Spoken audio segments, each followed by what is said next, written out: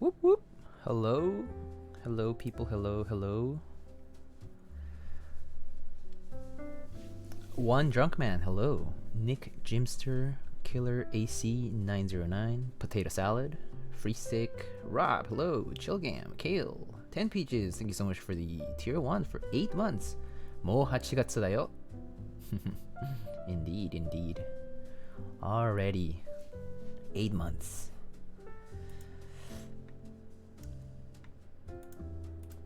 Hey, how are you all doing? My thermal has the exact spec? Oh, really? That's cool.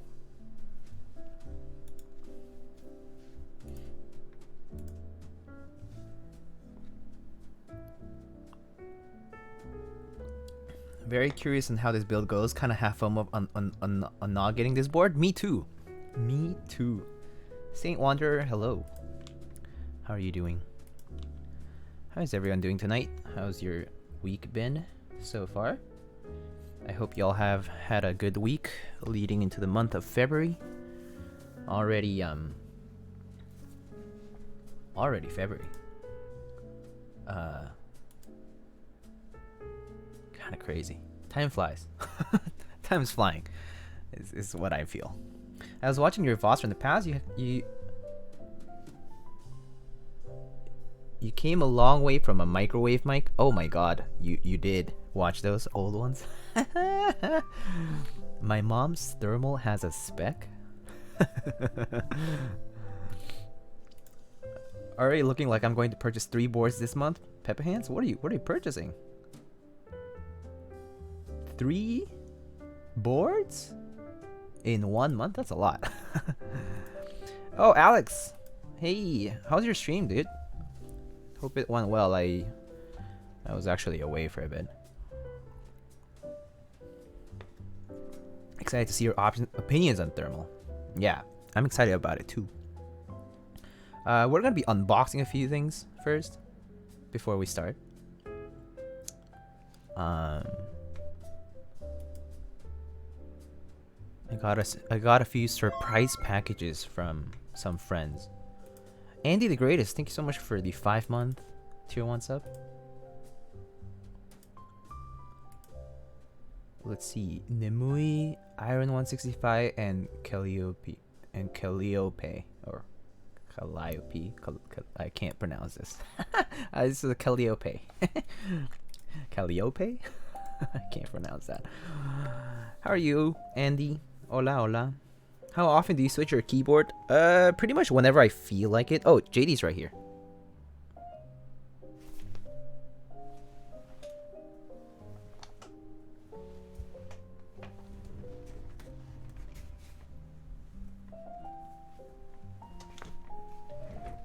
JD's right there. JD's always there. Can you show up a close up of the Bumans? Sure. But yeah, Killer AC, whenever I feel like it, I switch. I basically just switch whenever I feel like it. But yeah, that's what the artisans on this pad look like. Those are Albumins by Primecaps. These are Blanks by Sodicaps, and these are Ore Explorers by Zorbcaps. Pretty nice. Why do you lube your MX Blacks with 3204? Because I like those. Because I like 3204 with MX Blacks, that's why. I actually prefer 3204 in general. I actually prefer 3204 as a lube more than 205. Top left goated. Yeah. So I actually made some changes to my stream. So hopefully it's smoother today. I've been testing my bandwidth. I've been messing around with my settings a bit just to see if things get a little better today with the internet situation, you know? So hopefully today's a smooth stream. But let's see. The blue one's so good. Yeah, I love the blue one. The blue one was my first favorite albumin. Yeah. Video mode today. Oh, that's great. Get any caps from the recent sale from Primecaps? No, I didn't. I actually didn't enter the recent sale from Primecaps because I like their texture top deep field blanks better than their polished ones. The polished ones kind of feel a little too slick, sort of. I just figured I should just wait for the next sale. I like the other ones, but I think the details were lost on the sculpted keycaps, so I figured I should just wait. Made a post in our battle stations and have been arguing all day with people why so many keyboards. Love you all. Yeah, I'm sure that if I post it on r/battle stations, I mean, actually, I don't even have something worthy of r/battle stations, because my room's a mess. My desk looks okay when it's like cropped, like framed, but my room is overall a mess. So yeah, lighting looks brighter, or just might be a desk mat. Could be both actually. I haven't increased the light though, but it probably is a mix of the desk mat and maybe the camera settings are a little bit brighter today. I can check. Yeah, might be a slightly more open aperture. Future Funk Extras tomorrow. Ooh, better pay attention to that then. All right, let's get to some unboxing. Oh, let me.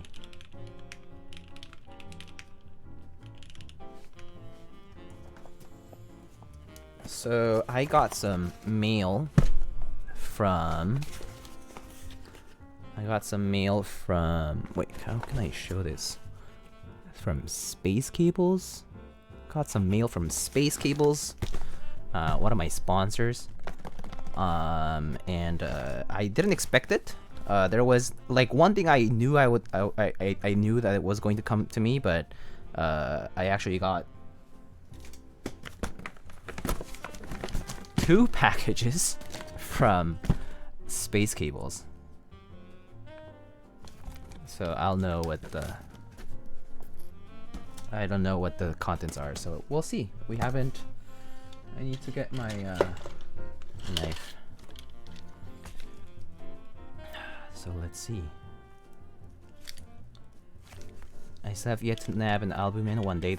Oh, you surely will. There are so many colorways and so many sales that I think you definitely will. If not, if you don't grab any until like by the time the sculpt retires, Rob, just let me know. I can probably spare one or something.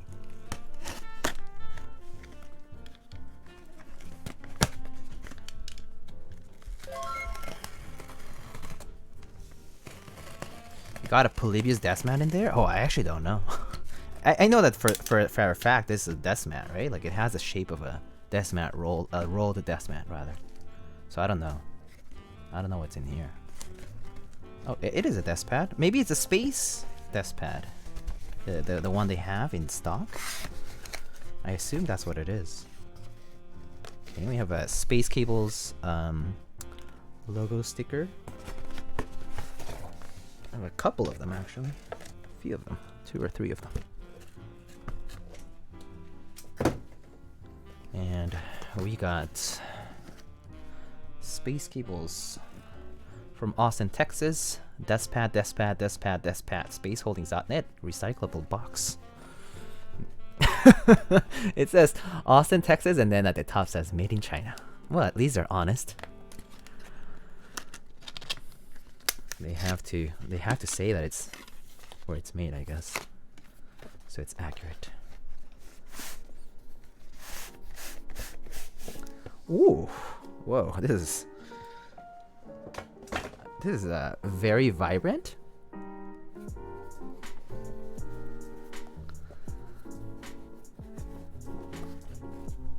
Whoa. Ouch. Kick, hey yo, how you doing? Just chillin'. Is that Bad Seed?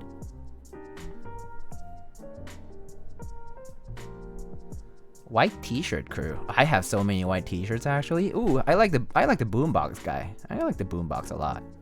Hey yo, and over there at the Switch. This is pretty sick. Badass mofo. You got some cussing too. Look at that old gen phone. The brick phones. That's pretty dope. We have a 65% that eats things. Like a space alien 65%, right? Okay, okay. At least it has a canonical 65% row, which is basically home, page up, page down, end, and then it has the arrow keys. This is the way. So you can't do backspace here because it's just okay. Okay, okay, sorry. Cool. Cool, cool. Space is the place. Very nice. I really like this. Is this a Parappa Deathman? I don't know what's Parappa. What's Parappa? Parappa? Get John TKL? John Hype? Is John a keyboard? Oh. Parappa the Rappa on the keyboard. Oh. Oh!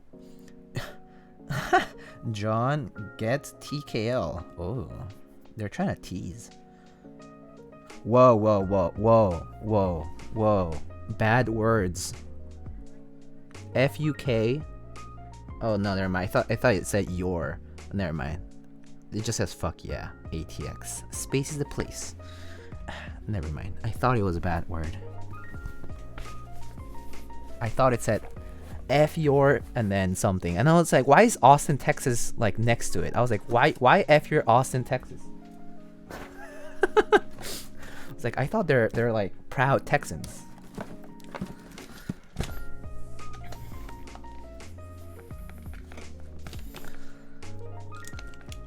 Yeah. Alright, second box though. So we have our first desk mat. I would put it on right now, but to put it on, it's a hassle. I need to like take out all my stuff on top. And normally when I do it in a rush, I tend to spill things. One time I spilled a glass of Coke on my desk pad, and I just put it in the wash right away. It came off, but I just like spilled it all over.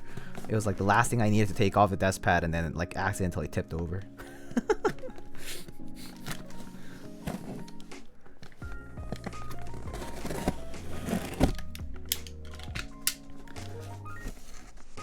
Huh? What is this? Whoa. Lube station. Oh, this is their new lube station. Cool. They have more. There's more. There's some box that I don't know what it is. The rest is just paper. Okay. Should have taken the Coke off first. Yeah, I agree. Wait, where do I open this? Okay.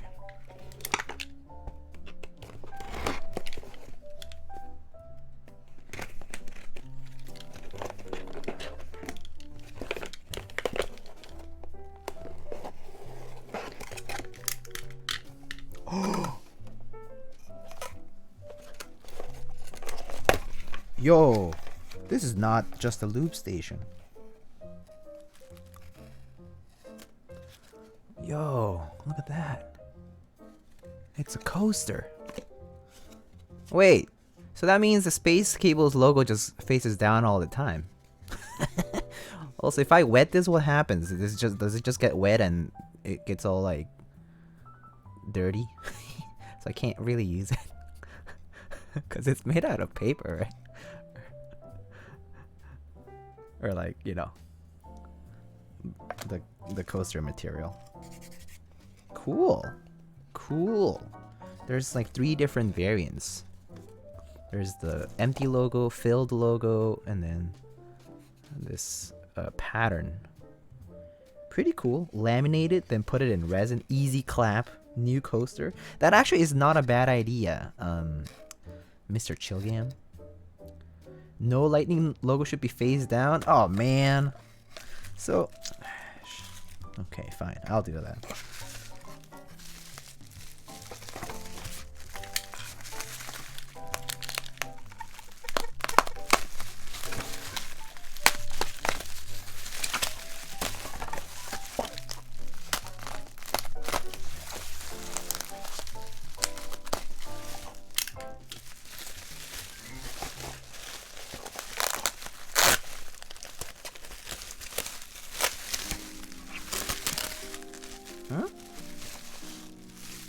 very flat.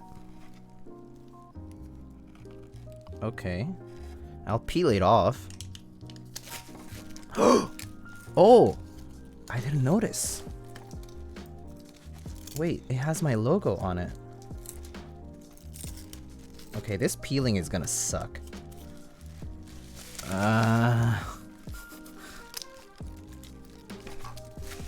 Okay, let me see if I can get a perfect, not perfect, but like one pole peel.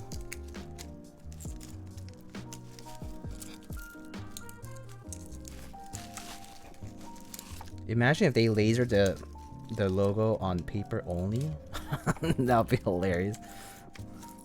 The shape of these cutouts is like literally impossible to work with. One shot peel? Oh god, it's gonna take a while. Oh, okay.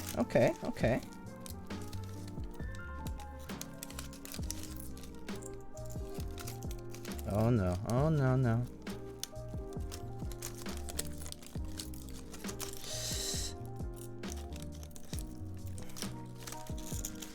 Okay, this is gonna take forever.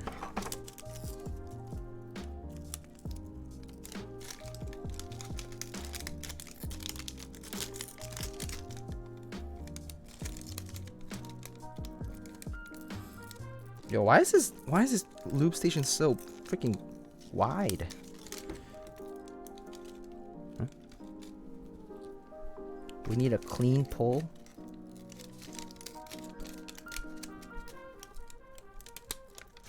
No, if I yank it, it's not gonna work.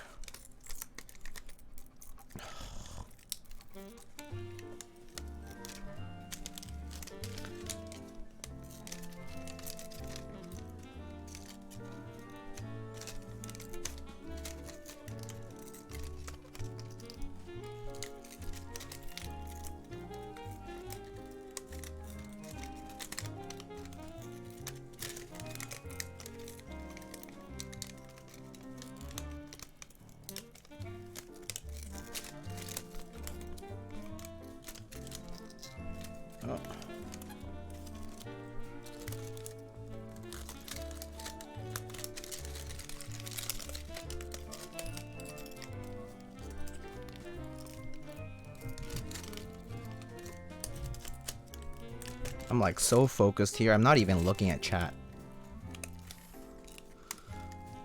I'm here trying to make the perfect pull and not even looking at chat.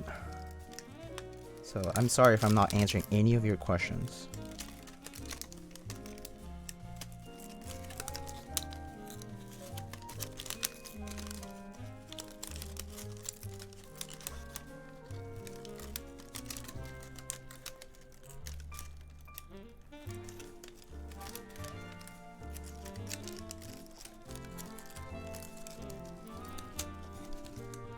Boom. Boom.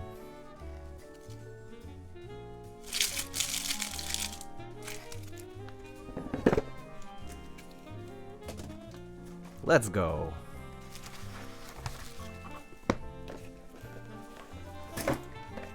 Oh wait, I haven't opened this box. But okay, so let me just show you guys.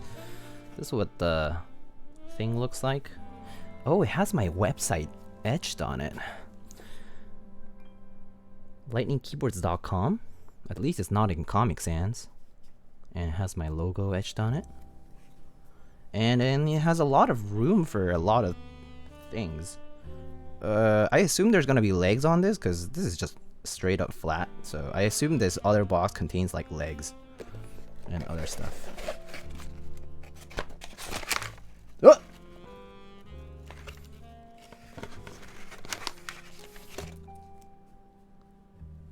Oh! Yo, look at this. What? Wow, it's fancy. It has the cover on it. This is a YC8 cable? Yeah, a YC8 cable. Nice coil with a USB-C port. Pretty nice. Well, we can use this today. With Lightning keyboard's colors: gray, blue, and sort of, you know, white.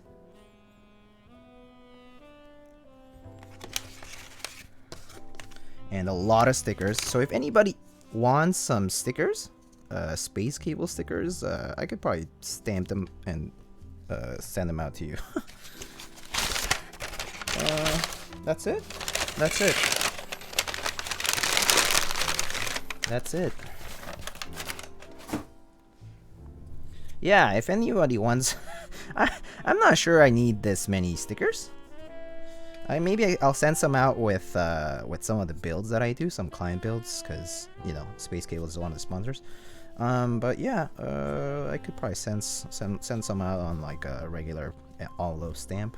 So yeah, maybe PM me on Discord if you're interested. Don't worry, I'm not making you pay for the stamp. It's free. Just in case people wonder. Because I've definitely heard that before. Do I have to pay for the stamp? I'm like, no. No, you don't have to. Stamps are expensive. They have become much more expensive, that's for sure. That is for sure. Okay, well, I'll use this loop station very well. Thank you, Space Cables. Thank you, Space, for all this cool swag, especially this cool cable. Let's plug it in.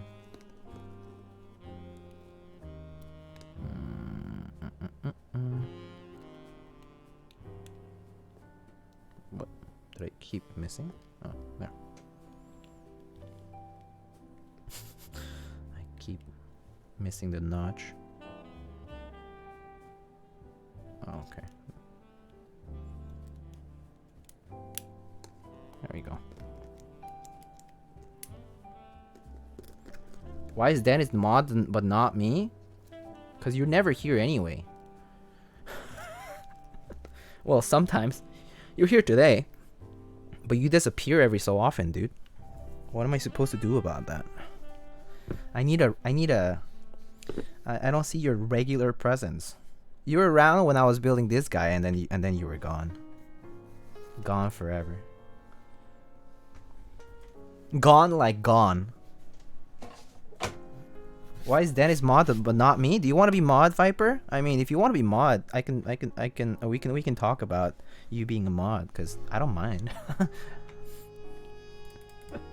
I mean, I don't want to force it on anybody anyway. It's a volunteer thing. You need to put the feet on it, but it didn't come with feet, Alex. I have bump-ons though, so it's not a problem. I have bump-ons. Let's see. Grab the whole thing with your palm and pull it at once. Oh, Dennis forgot to put in the feet. Oh, Dennis. It's okay though. You don't need to send feet. I have feet. You mean they're like the silicone feet, right? Yeah. Okay. I'm just catching up with chat. No Comic Sans. All right. These celebrities get all the swag. I mean, it's a business partnership. Reverse coil? Yeah. Yeah, this coil is super nice. Look at that. Ding. Yeah. All right.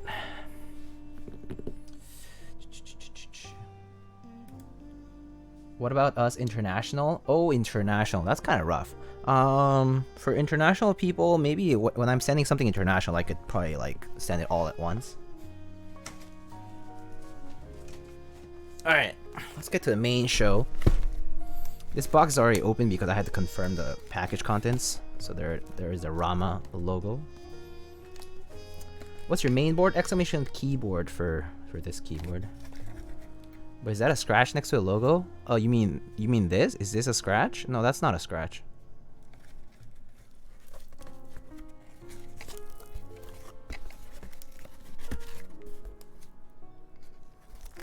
Does this mean you'll lube switches for me now? I will lube them, Obsidian, if again I will lube if if it's paid for and there's a build really with it. Yeah. Okay, I'll send you fee. They need to be a minimum height for the switch clearance. Oh, okay. Lightning, I heard you're from New York City? Yeah, I live in New York City, yes. Sorry, I'm like catching up. Lightning bolts would be 6 and feet. Nice to see someone not from SoCal. There's a lot of SoCal streamers, that's for sure. We need lightning keyboard socks? Yo, blue socks? Lightning keyboard socks? That would be sick. Alright, let's take these guys out. So we first have the accessories box, which probably has switches in it as well. And then we have the main box.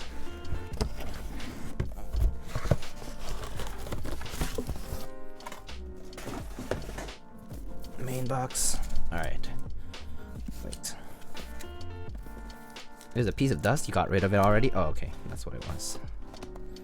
Alright. So let's look at the main box first. Or actually, let's... yeah. Let's look at the accessories box really quick, just so I can unpack everything first. So here we have a wilba.tech thermal build guide, which I probably should follow. Just in case, but it has instructions on how to build your keyboard. Very nice. This is very nice, including like it like specifies all the parts and whatnot. Pretty nice. So build guide, and then these are the switches and stabs included by the client. Some fixtures, feet.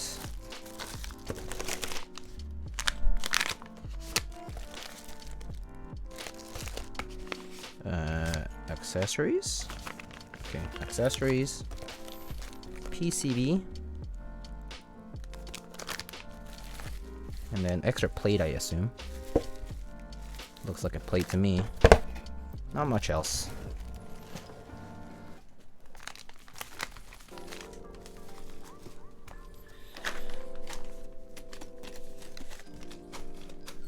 Imagine keyboards actually get sent with build guides. Yeah, I think the K had a build guide too. What else had a build guide? I saw one. I mean, what else did I see with a build guide other than the K? Yo, J93, yo, 7 months. What's good? How are you doing, my friend? I hope you've been well over the past few months. I think I haven't seen you in so long. All right. So here it is. The box is slightly scuffed, I guess. Maybe from shipping or just from being opened before. I'm not sure. Oh, I guess because this is like a sticker. But this is what the box looks like. There's the back, and then that's the front. And then it says Foundry wilba.tech thermal 60%. Nothing here. And then here we have a plate. Yep, that's a switch plate. I can feel the grooves. And then we have the main piece of the show.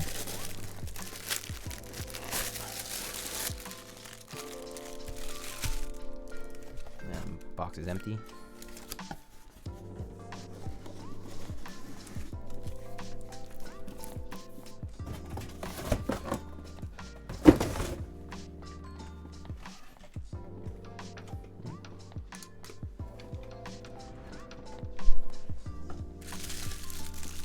I got the HHKB, kind of wish I opted for the regular 60. I think the HHKB looks better on the thermal, personally, but that's just me. So will you have to pay for the sticker? I mean, you just... Oh wait, pay for what? No, you don't have to pay for the sticker.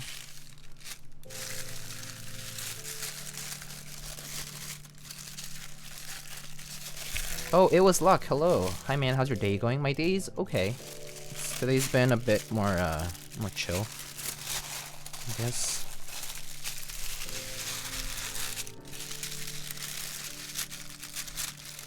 Ooh, we got a black unit. Here's some of the screws. I think these are the replacement screws for, to replace the factory screws.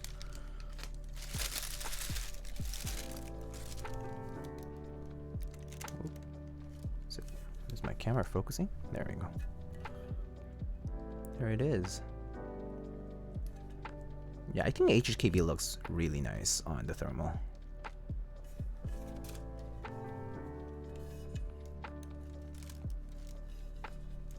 Come on.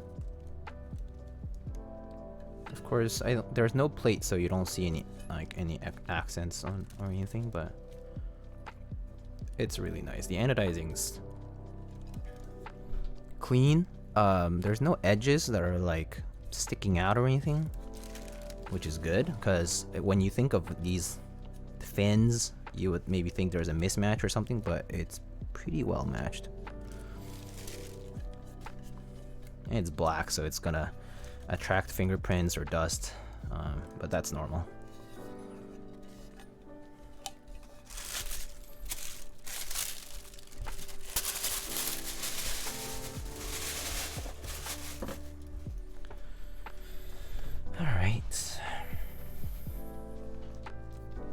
Does Ramen not put hiragana in his tissue wrapping anymore? I think not for this one.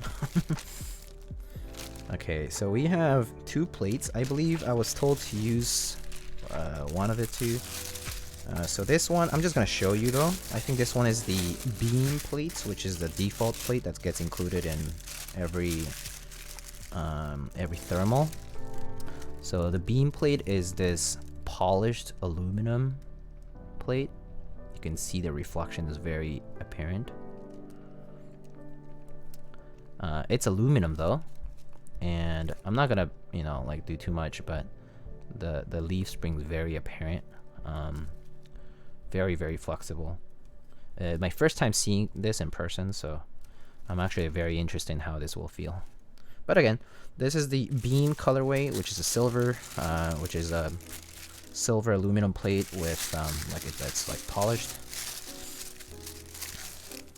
But then this one we're not going to use today. I was told to use a red one, so we have a red one as well.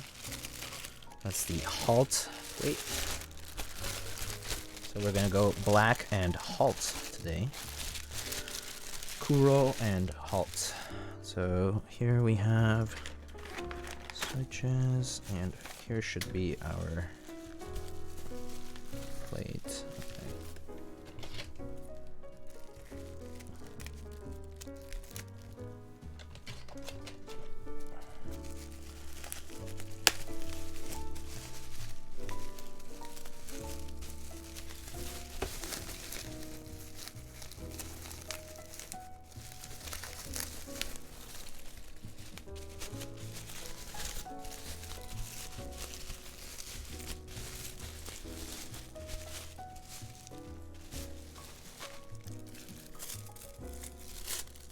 No frame drop so far? Blessed. Yo, bless up. Let's go. It's very vibration-y. Interesting. I love the edges. Hate how nice designs are always on the bottom of keyboard, so I can't see them when I use the key normally. This one has designs on everywhere though, so it's pretty nice. Ah, look at that red. Oh my god, this red is gorgeous. Holy crap. Okay, this red is... Okay, it looks very like bright, but it actually is kind of like darker. Like it's like a very very vibrant, like live red. Is this Ethernet? No, it's the same connection, Obsidian. I just adjusted my bitrate a bit, and I just hope for the best. This red is... Oof. Oof. This red is so good. Oh my god. This red is the kind that like is going to show up beneath your keys, like your keycaps, and it's just gonna be like, oh, look at that red. Yeah, this red is perfect for sure.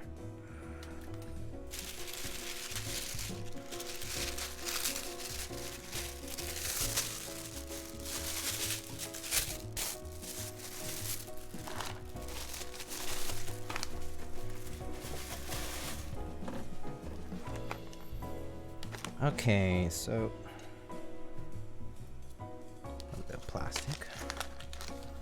Let's see what's first in our order of things here. Install stabilizers, attach spacers, plate to PCB, install switches to plate, foam pads, and then daughterboard stuff. Okay, I pretty much know what the procedure is, so but we can probably ignore this for now. So and then here I think I have some extra accessories. I have some Rama stickers. I have the keycap, switch puller, some stickers, and a cable which we don't need to use. Oh, there's some fixtures here that we'll need at some point. Yeah, we'll need these later. Would you say that it is close to crimson red? Yeah, it is. It is a very crimson-y red. Yeah, I would definitely think that crimson red is correct for this red. Like, it's actually, look at the print red and this red is actually pretty close. So this one's on paper and that one's on metal, so you can see that the difference is not as huge. I mean, I would say that the paper one, it looks obviously flatter and a bit like has a bit of a sheen to it, but yeah, it's a very vivid red.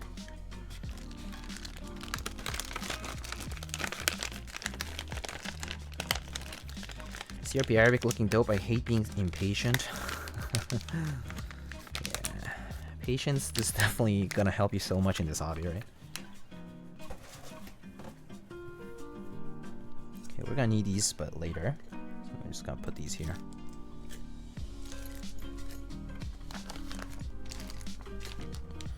Alright, so I'm gonna actually just put the case to the side for now because there's not much I need to do with this right now. So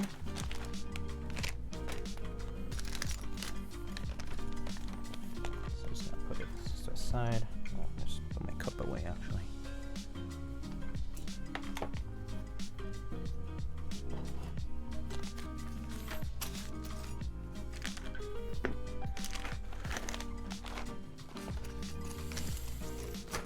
Okay, so let's open up this guy.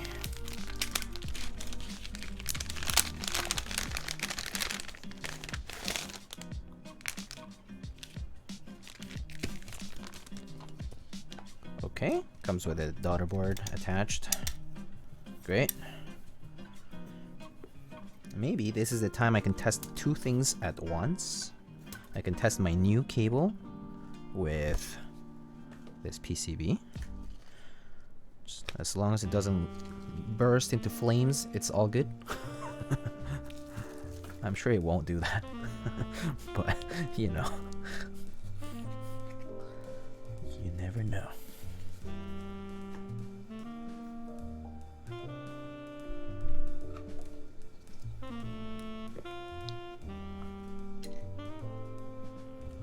Hello, Razor Block. Hello, hello. Ooh, bright, bright, bright. So bright. Oh my god, it's so bright. Stop it. Make it stop.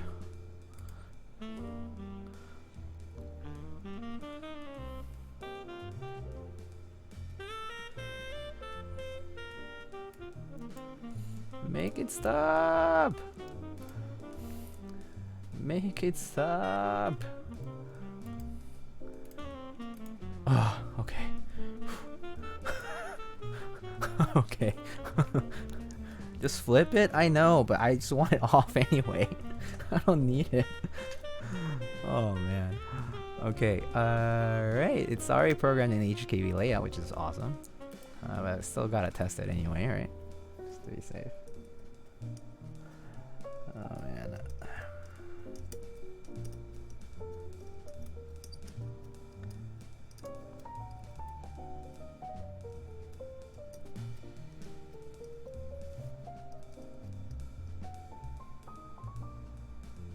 Dude, your kill death ratio instantly went up when the RGB turned on. Oh man. If I get a thermal, I'm just gonna keep the RGB on then.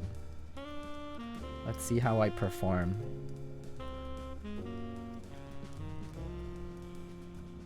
Oh, that's right.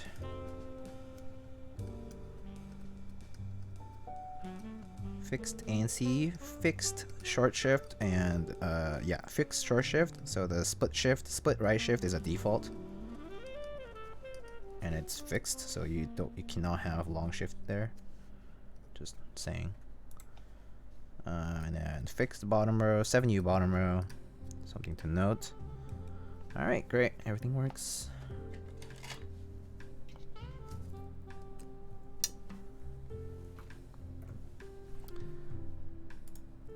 Oh, actually, no, it's fine. I can adjust the layout later.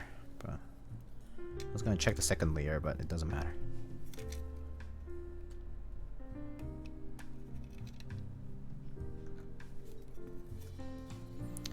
Okay, cool. Let's loop some stabs, shall we? Via can go away now. Alright, there we go. I'll be having Indomie for the rest of the month because I bought Dandy and Dandy's M6C. I actually think I'm gonna buy the Dandy M6C. It looks really nice. It's a really nice green. Okay, so 7U.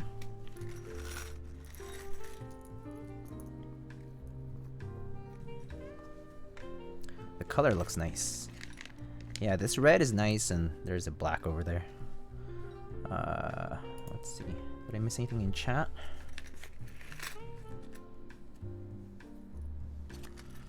I don't think I did. 2.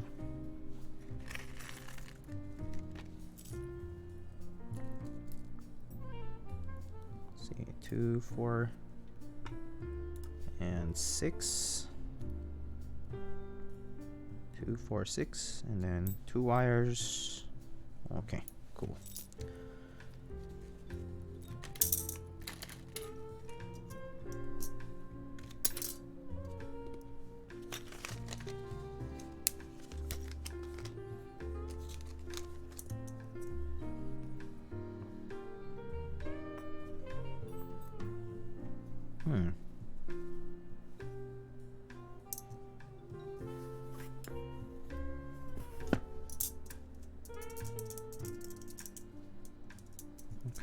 Thought it was bent, but no, it's fine.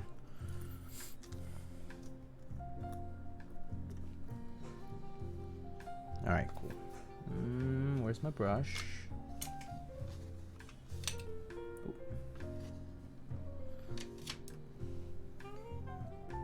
Terrence Fox, hello. How are you doing?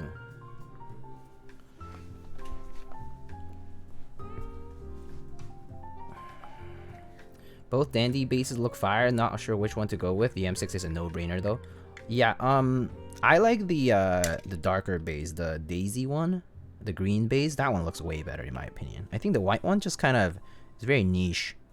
I don't think I can see it in many keyboards, on many keyboards. So I personally would prefer the green one better. Where's the M6C being sold? On Space Cables, spaceholdings.net. We have an affiliate link if you want to use that, and also GMK Dandy that's on Space Cables right now. $10 off if you buy a desk mat and the base kit. So there's that. Only for the first day though. Mr. Sleeves turned out pretty expensive. Yeah, Mr. Sleeves, I don't like the kitting. The space bars are so there's just so many space bars, and I personally don't even use them. So yeah, there's too much going on there. I'm not even sure if I'll purchase any Mr. Sleeves.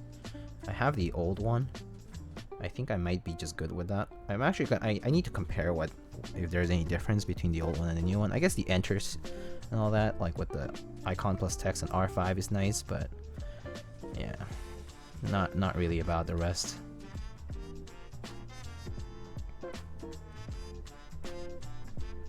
I want to pair Dandy with an Aura Jewels. I think either would work. Yeah, either would work. Yeah, I think the green base might pair better with the Aura though. A bit of an earthy tone, so to speak. Hey, can I get an advice? I've lubed my keyboard.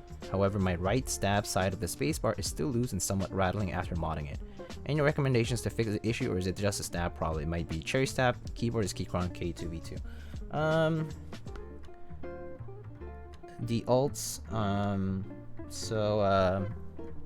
One way you could work around it is if you have a brush, or if you there's two ways, right? You could always take the keycap off first of all, and let's just dirt.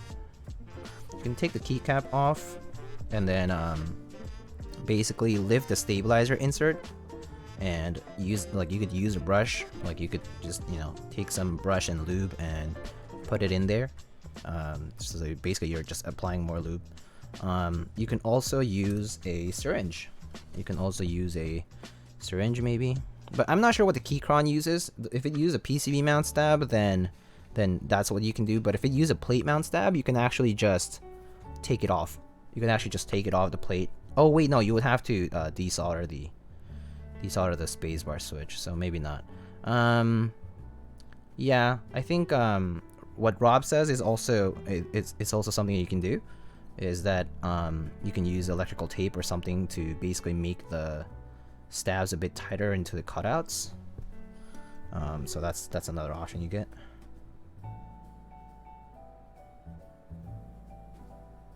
But yeah, it's where do you get those black wires?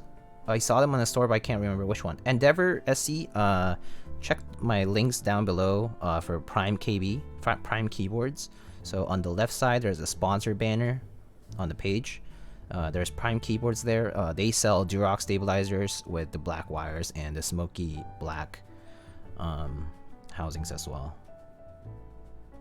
Canon Keys also has black wires. Yeah, that is correct.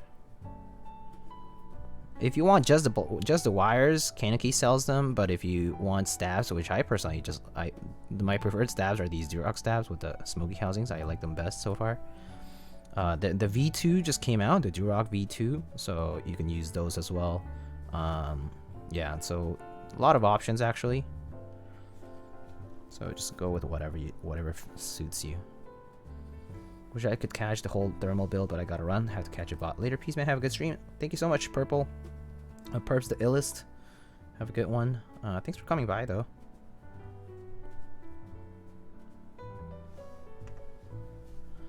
I have Durox V2s, but they came with golden wires. Yeah, so Prime Keyboards is doing black wire for the Durox V2s that they're doing, similar to the V1s that they would sell. So like these ones are V1s right now, and these also come with the black wires, and then the V2s are also going to ship with the black wires from Prime Keyboards. I believe it's something that Prime Keyboards has been doing, and it's kind of been exclusive to them. So there's that. I think that in the case of Canon Keys with their black wires, they're actually like custom made. Like Canon Keys, like Upaz had it measured out and made at some place that makes those, like, can make the wires and bend them and stuff. So that's kind of been the spec for the Canon Keys wires. So Canon Keys wires are actually like a custom measurement, whereas the Durox ones are the same ones that Durox stabs come with, but they've been treated black. Don't know why Durox even bothers with gold wires. They look pretty tacky. I mean, some people just love the gold look, actually. So I can't. I don't. I personally don't. I much prefer the black wire, or like a regular standard matte gray or silver or whatever. But that's just me. I personally am not a huge fan of gold wires. Or gold in general, actually. Like, I'm not a huge fan of gold in general. I much prefer silver than gold. Or like gray, or yeah, over that. Black wires are best wires, yeah. Gold springs, I mean, at least springs you don't ever see them, so I don't care. Yeah, the whole spring thing, I really don't care. But if like, for example, like the choice is between stainless steel springs and gold springs, and I can save like $1 or $2 from using the stainless steel ones, then I just go with that, because yeah, I don't care whether it's gold or not. or like a gold USB connector on my cable or a regular one, I will just go with the regular one. I'm not gonna pay an extra $1 for a gold connector.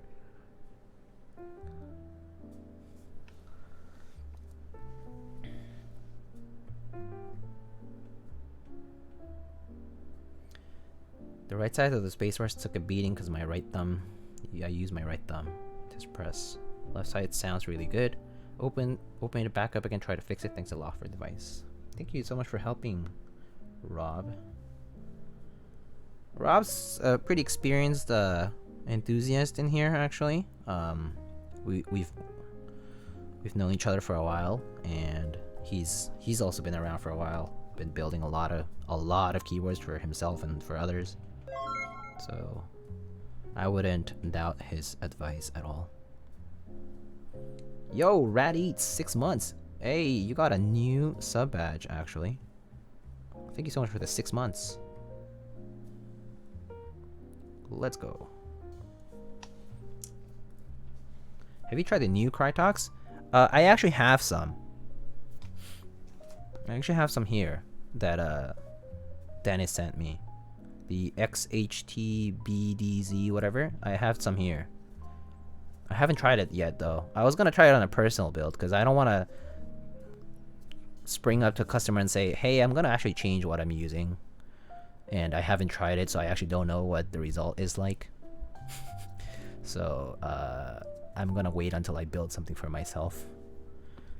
Until then, I'm gonna keep using 205. I have fine results with 205 anyway, so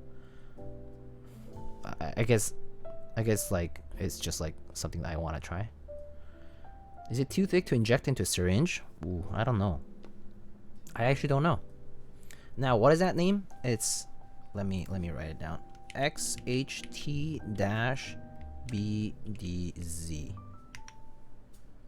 I wrote it in chat. It's very thick though, like it's like almost like it's so thick, it's like I don't even know, it's like you know, like when paint goes dry. It's very thick. Like it doesn't even shift at all, and it's just super thick. But I guess it makes sense if it's kind of like, it's almost like thermal paste. It's almost like toothpaste or thermal paste. Like caulk. Yeah. Exactly. Yeah. Like very like, has that like chalky sort of look.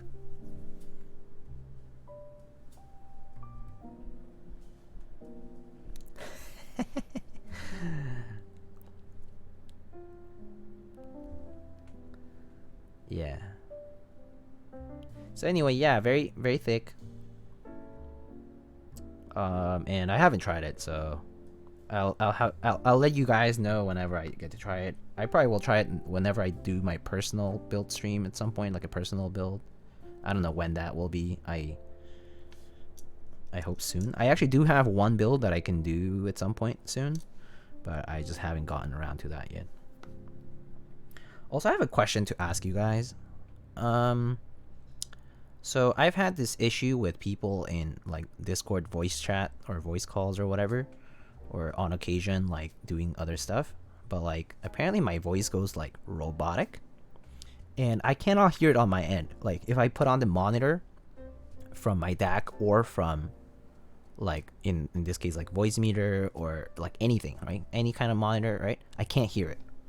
I hear normal audio, normal voice, like normal audio on my end. But apparently on the other side, they hear like robotic or like kind of like staticiness, which I actually don't know what's about. Just my voice. Yeah, just my voice.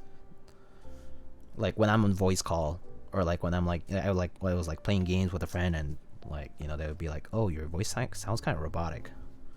I was like, huh? It sounds normal on my end. Discord has its own noise suppression. Have you turned that off? Yeah, I never have noise suppression on neither my like, and pretty much I have zero noise suppression on anywhere. I don't use noise suppression for stream. I don't use noise suppression from voice meter.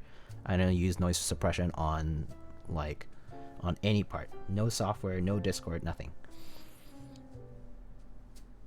I have the exact same issue recently, and I use voice meter. They started happening to me like 2 days ago. Ooh, interesting. Maybe it's the audio compressor. Maybe you are a robot and it's just revealing my true identity. Maybe that's true. Maybe that's why. If you guys ever thought that I was a very boring streamer, that's because I'm just a robot.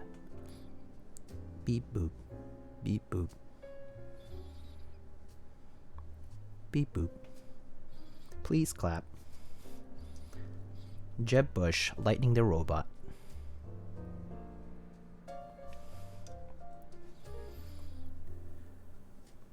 I think that usually happens with connection issues. So I was thinking that it's an issue with the electrical grounding. Like, I tried swapping the cable and it didn't really help. So I'm actually thinking it's the cage of the mic. So I'm not sure if you guys know how mics work, but the like cage on the inside part is like forms part of the ground. And I've seen someone else have an issue, but with a different brand of mics. I think it was like a Sennheiser or something else. A different brand of mics. They basically had an issue where their cage was like electrified, basically, like it was not grounded properly. So they had like a static issue too, but it like they couldn't.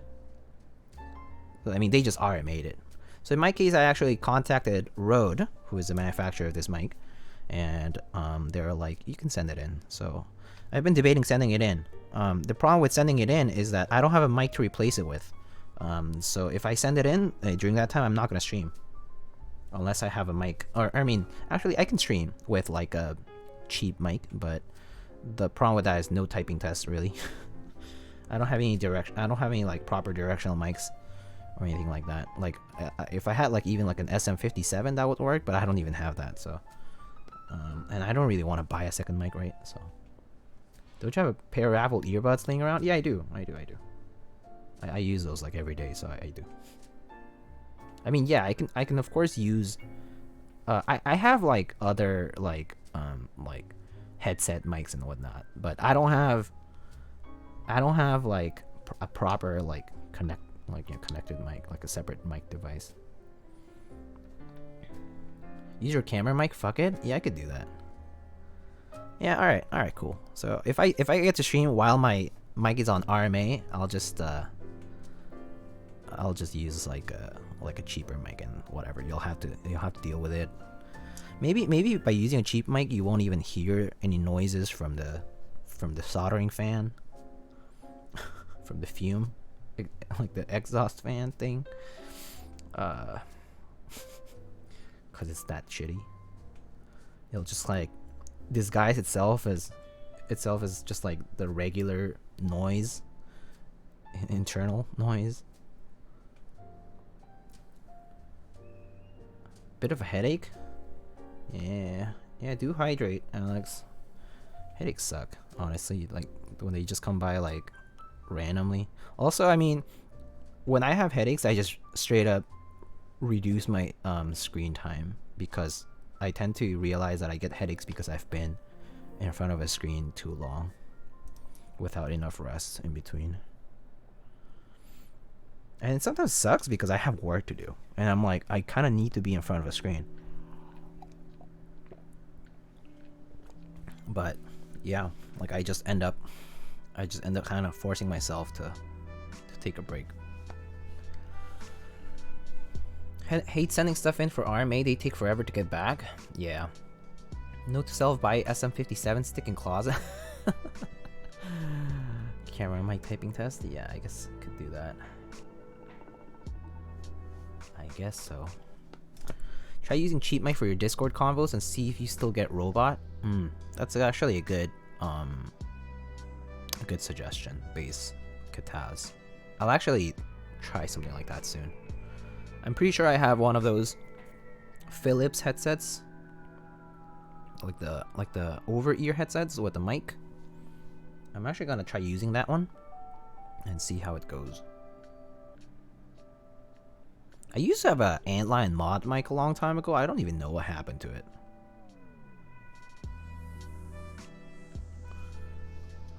But it was not even that good. People were like, oh, mod mics are okay. I'm like, no, it's not.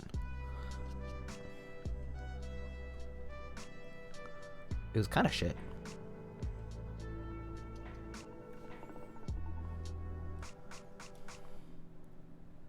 It was good if you didn't have a mic and you needed like an attachment for it, but it was not that good.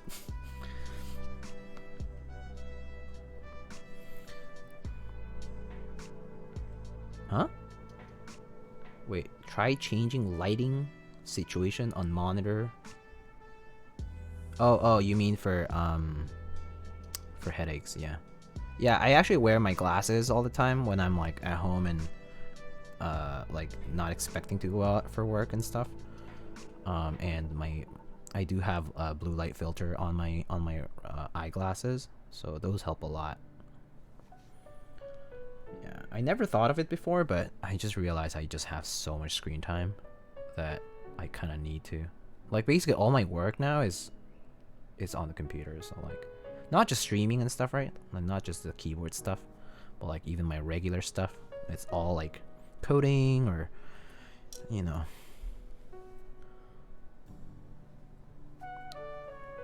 Data collection. Yeah.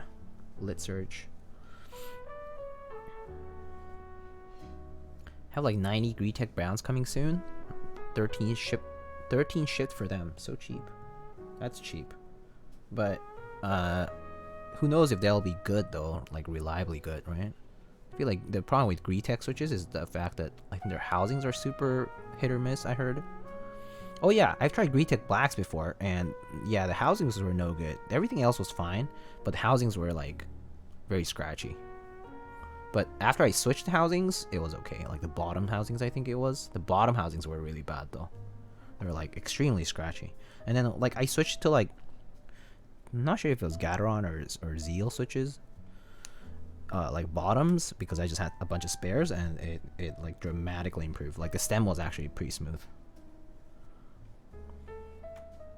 Of course, I always spring swap for cheaper switches because I just don't know what the switches springs are like. So I just use what I think is reliable. Like TX springs work pretty well. Sprit, but Sprit is I don't support Sprit's business directly, so I just buy like elsewhere. Let's see. With COVID, everything seems like it's online now. I mean, yeah, that's for sure. You always use the blue filter on Windows since they added it. Oh yeah, the blue filter on Windows can be helpful too. Let's see. Oh no, I need like 10 for testing. I see. Sub Diego, first time in your channel. That's the biggest jar of lube I've ever seen. Yeah, TK Monster, welcome. It is a very big jar of lube though. I refilled fairly recently. That's why it's so like it's full. But I pretty much ran through a full jar like this before. So this is like my second full jar of lube. Like that's more or less how much I've built and lubed switches with. Sprit is a big meanie scammer. Yeah. Unfortunate. Just a lot of people who didn't get their orders. It's a hit or miss with Sprit. That's the thing. It's just a complete hit or miss. The guy's still doing business, but some people always get their orders, but some people just never got them. It's just like wait, and then the guy just still does the business. So it's like it's just like a lottery. It's like your RNG. Every time you place an order, it's like, all right, let's spin the wheel. Let's see if you get these springs. Oh, sorry. I guess you're not getting these. I'm not sending these out. Maybe the other customer will get a little nice bonus. Is there something about Sprit I don't know about? Bottom line is basically guy doesn't ship. Like, neither quickly nor actually ship.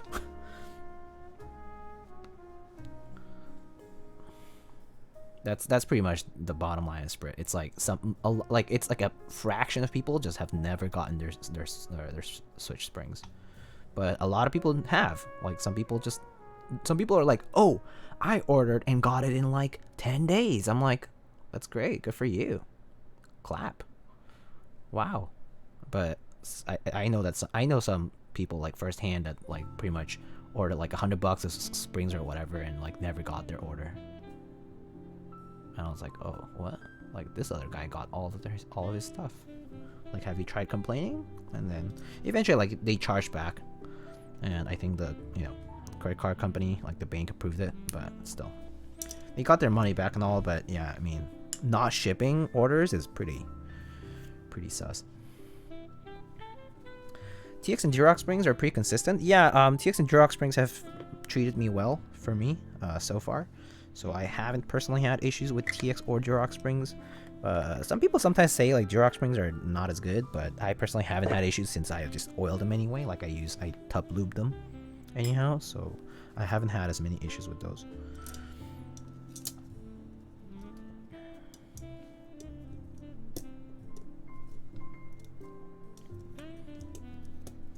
It's so nice just to lube 3 stabs instead of like 5 or like 4, depending on the build. Any disaster GB stories you have? Exent never technically finished. What else? GMK Hyperfuse round 1 is still has always been a disaster and still is. A lot of people never got their key sets, and some people got their key sets but no F8 keys. So there's a bit of a fun lore around that, but basically some people just never got their key sets, or they got it but missing keys in between. There's I mean, there's a lot of GB stories. I mean, of course there's more disastrous ones like straight up scams. Like there's wood keys. There's what's his name, Teslatron, like Lumina. There's Redline, Team Redline. There's gonna be who else? Like Ivan, of course. Gone, yeah, Gone also. There are so many. There are just so many. I mean, I wouldn't say. Okay, relatively, it's only a small fraction, but there most definitely have been incidents in the past where shippers, group buy runners have not shipped or just straight up ran off with the money, disappeared, things like that, or like shipped products that were completely like completely botched by the time they arrived to people's doors.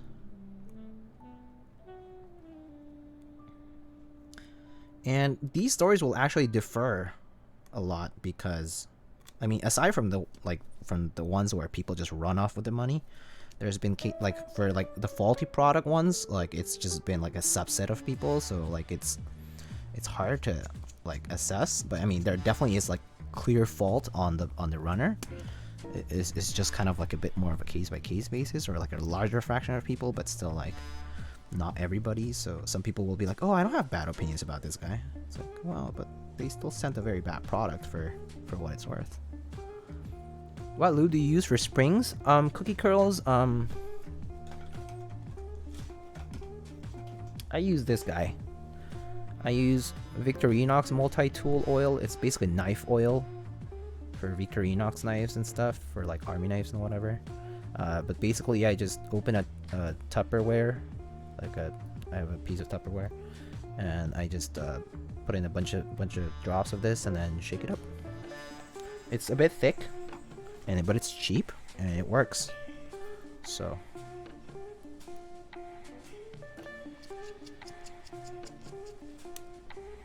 GMK Dracula best keys of 2023. So just to give some perspective, in this past 2020, my friends, there's been like, I think over 100 keys that's run, and there's about 100 keys that have not shipped. Like, is in like they're still in production, or they're about to ship, but they're, or like, you know, whatever, or they're invoicing. But basically, up till this point, there's about 100 GMK sets that are still in the pipeline. 100. So when are those gonna ship? And we're still running like 5 to 10 sets every month. By the way. Alright, so what did the manual say? Install the stabs. And then attach spacers. What spacers? Oh, these spacers. Should I do the spacers? We don't need the spacers for solderable PCB though, to be honest, but it helps, I guess. I could do the spacers. Should I do spacers? Spacers or no spacers?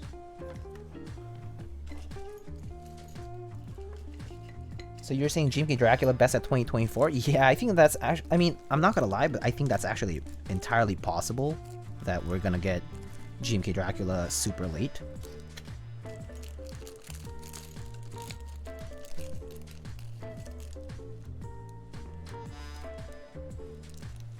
Wait, why did I get so many spacers? Oh, that's right, they ship per plate, so you get extra spacers if you have another plate. So I don't need one set, I just need one. Actually, well, we don't need the spacers. But I'll put them anyway. It's a good way to ensure that these spacer, I mean that the, you know, that these just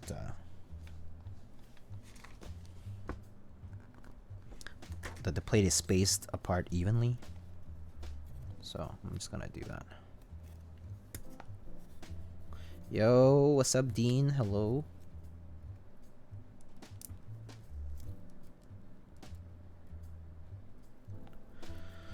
Did they finish color matching it? I'm not sure actually. I haven't checked the most recent updates.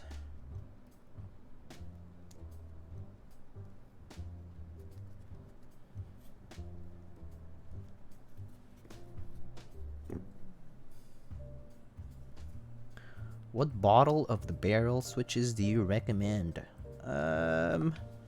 Gadron switches in general with milky tops are pretty good. Gadron linears with milky tops, I like those a lot. They're very cheap.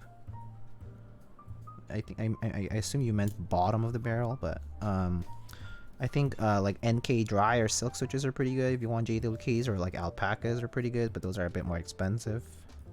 Gadron ings are not bad also. Gadron ings. There's a lot of switches if you want clicky switches, Kale box switches like Kale whites, like Kale box whites or navies and jades. Those are all good. Clickies if you want clickies. Tactiles. I personally like MX browns actually. Some people like Gadron browns, MX clear, mod M's for some people. I like them. I've tried and liked mod M's in the past. I haven't tried the recent penguin switch or whatever, but there's that option too from I think like Kinetic Labs. Some people have liked those, I think. That's an interesting keycap set with Arabic alphabets. Is it a generic keycap set? No. So it's a keycap set made by this I guess group called Hammerworks, and they're located in China, and they do group buys every so often. And these are PBT dice laminated keycaps. So they're actually a replica of they're actually replicas of things that were made originally by Cherry, but the key sets are extremely rare. The PBT dice laminated keycaps by Cherry, those are like very, very rare. Like if you had one, like it could cost like maybe like, I don't know, thousands of dollars maybe, because of collector like value. But yeah, so they're replicas of that, but basically because a lot of these sets have been lost in time essentially. So.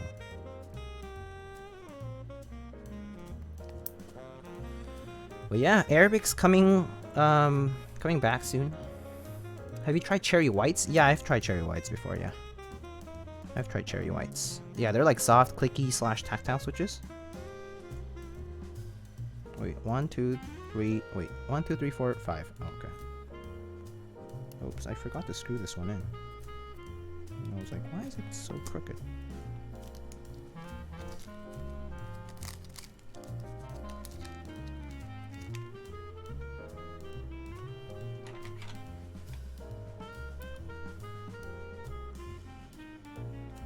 Ergo clears or holy pandas? Oh, ergo clears, no hesitation to choose ergo clears. Why? Because holy pandas are a bit too tactile for me actually. I actually don't like holy pandas as much. I have a set of original holy pandas, like the Inver pandas, with the Halo True stems from back in like 2017 or whatever. I'm pretty meh on them. I used them for a while. For a while I liked them. I was like, oh, these are okay. These are cool. Like they're novel. And then I stopped liking them. And then I was like, oh, you know what? Actually, these are tiring to type on. Wholly overrated. I think they were novel for the time that they like came out. It was like nice to see something like that on MX, but then for me it wore off really quickly just because I just didn't like the typing experience. It was just too tactile for me. It was just not for me. They're not good for a main board. Yeah, I agree. They get old. Okay, attach plate to PCB. The countersunk screws. Okay, the countersunk screws only after I test the stabs though. Let's just put it that way. No, actually no. Let's. Damn it. Okay, fine. I'll do the countersunk screws. I'll just do a few.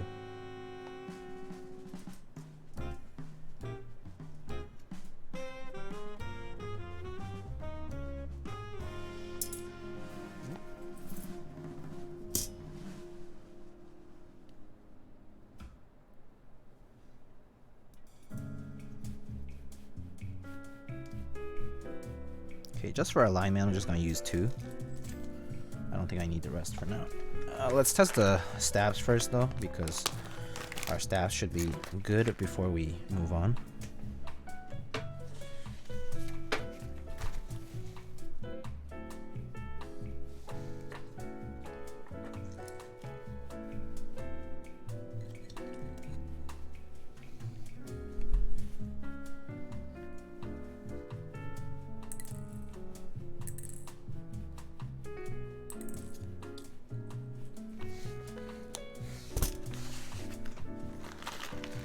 Let's see. Thanks for answering my first time on Twitch chat. Oh, well, welcome, and Sleepy. Welcome to Twitch. First of all, welcome to Twitch, and welcome to my stream. My name's Diego. I go by Lightning or Lightning Keyboards in the community, and I build custom mechanical keyboards. And if you have questions, you can feel free to ask anything at any time. No, there's no stupid questions. There can be stupid answers, but yeah.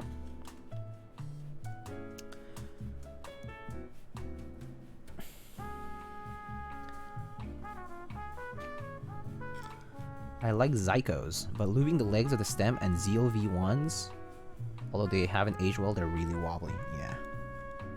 True.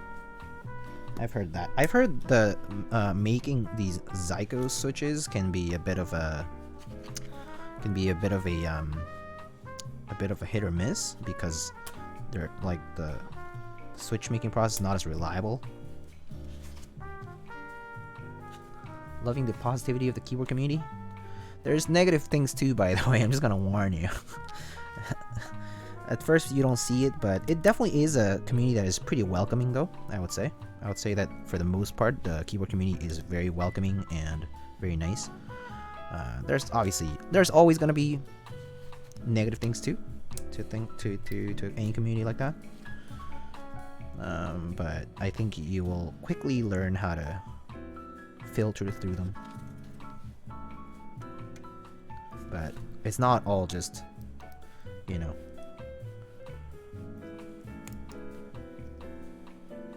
rose-colored glasses kind of thing. Red inks too light. These have regular black ink springs though, I think. So these actually have black ink parts, but the housings are red because to match the plate. I believe that was the goal here. Ozzy. Oh, hello Ozzy. How are you doing? Long time no see. I guess it's been a little while, yeah. How much in total have you spent on boards? A lot. I don't think I need to specify that, but quite a lot.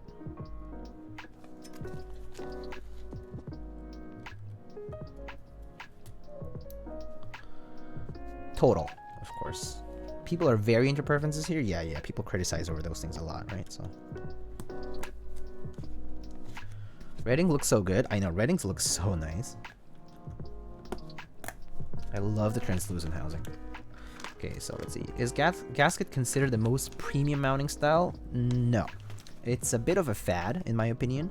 It's considered like it's caught on like to be representative of the high-end custom keyboard kind of scene, but the reality is that it's not. The reality is that it can vary. Every keyboard is different. Every mounting style is different and has pros and cons. And gasket can be implemented correctly and can be implemented poorly.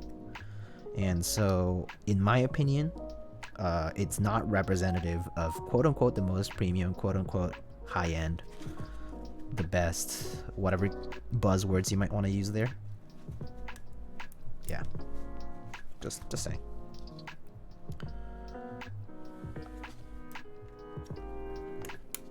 All right, I think this is good for now. Let's test these stabs.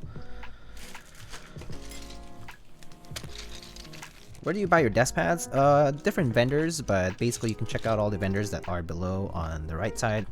So like Omnitype, Novel Keys, Canon Keys, Space Cables, etc., etc.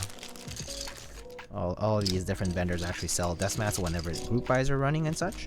So I suggest checking those out.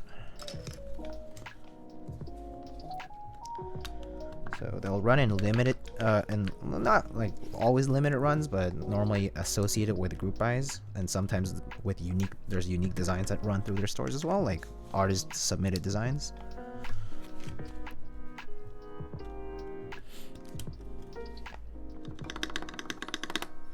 Okay.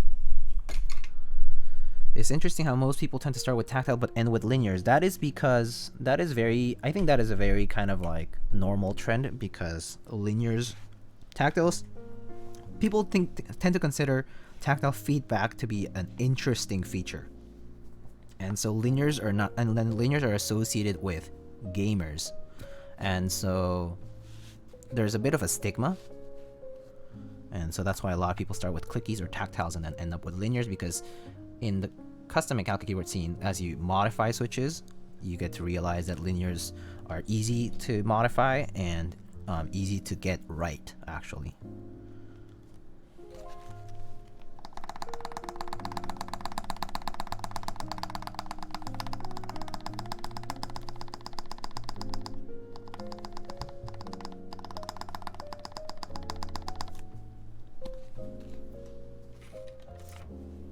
Linears are hard to mess up? Yeah, I agree. I agree.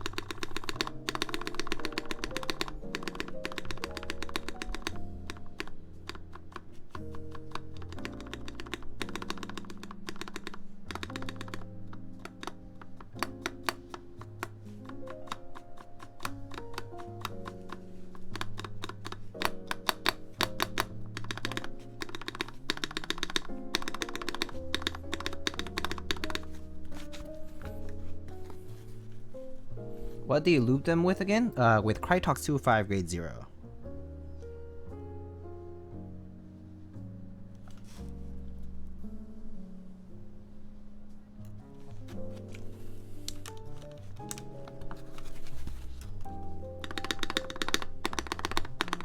Also, when you're testing your stabs, just keep in mind that wherever you actually use your thumbs to press the spacebar is where you should be testing the most. So if, in my case, I use my thumb here, and left thumb people will normally use it here about 1/4 of the way in.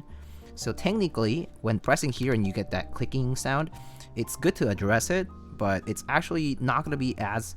It's crucial to address it if when pressing in your normal position, you still hear this thing kind of like wobble. But if it's not always going to be a problem. It might just be that your keycap is not like placed properly. It might have a bit of warping, whatever, right? It's not always the stabilizer.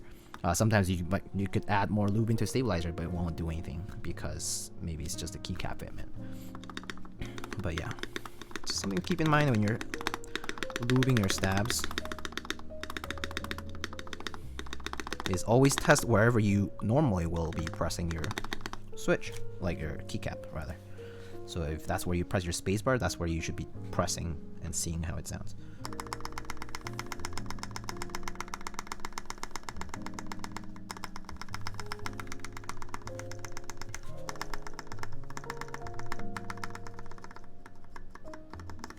Alright. Yeah. Normally people will press about 1/4 of the way in on either side, depending on whether they're righties or lefties on the thumb for spacebar. Some people even use their index fingers and press dead center. It just depends on the person. The wires as well, yeah. So Rooney the Nerd, I lubed the housing, like inside of the regular housing, and then the stem on the outside, like just very light. So actually, like Tehai Type's new guide on lubing stabilizers is pretty good. And overall, I think he offers very good tips. Everyone does have a different way of doing it. In my case, I prefer doing more lube than less lube. So like, for example, like Nathan will not lube. He will not be lubing the whatchamacallit. I think he doesn't lube the stem, actually. I think he doesn't lube the stem. In my case, I do. The insert.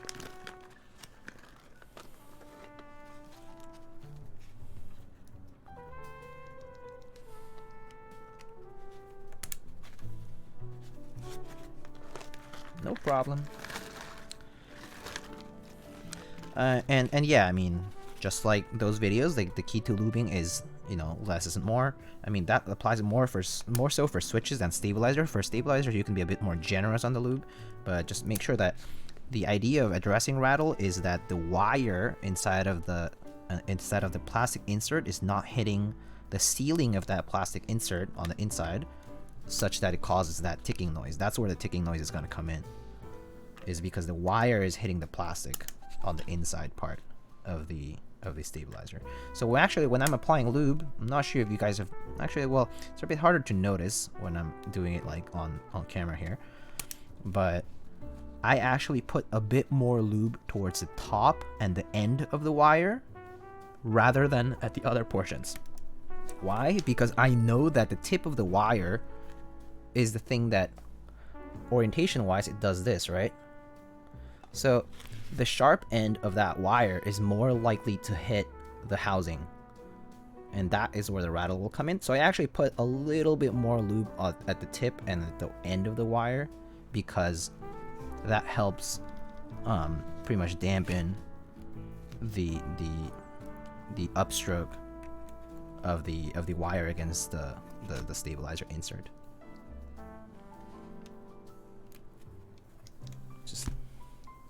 Just like random observations like that are good to note. Lube the tip. Yes, lube the tip. Have you used the BDZ lube that everyone is using now on stabs? I haven't yet, no.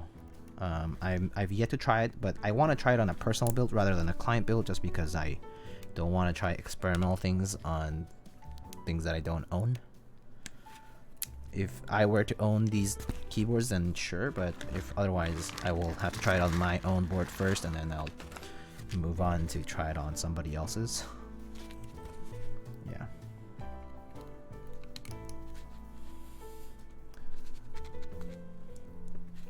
Do you lube the insides of the shoulders on the top housing? Oh, for switches, no. I don't lube the top housings. Rattle at the wire hook area is more annoying and difficult to solve. Indeed. Indeed.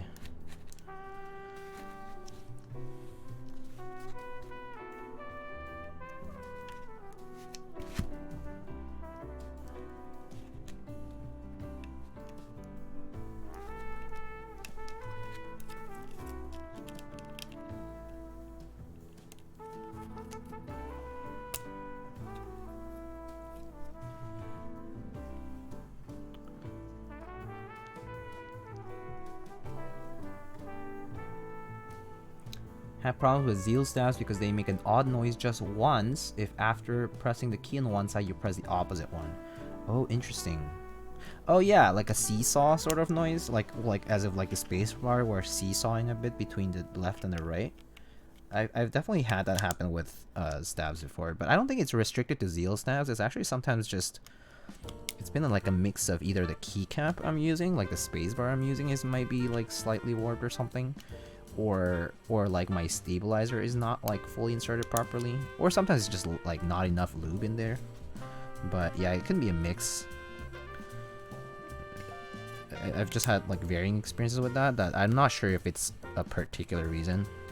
It just kind of happens. I would say it's more likely to appear when your stab is kind of more loose, like Zeal stabs or Durox stabs tend to have a bit more room in there for things to move around. But yeah, I think it just kind of comes in case by case.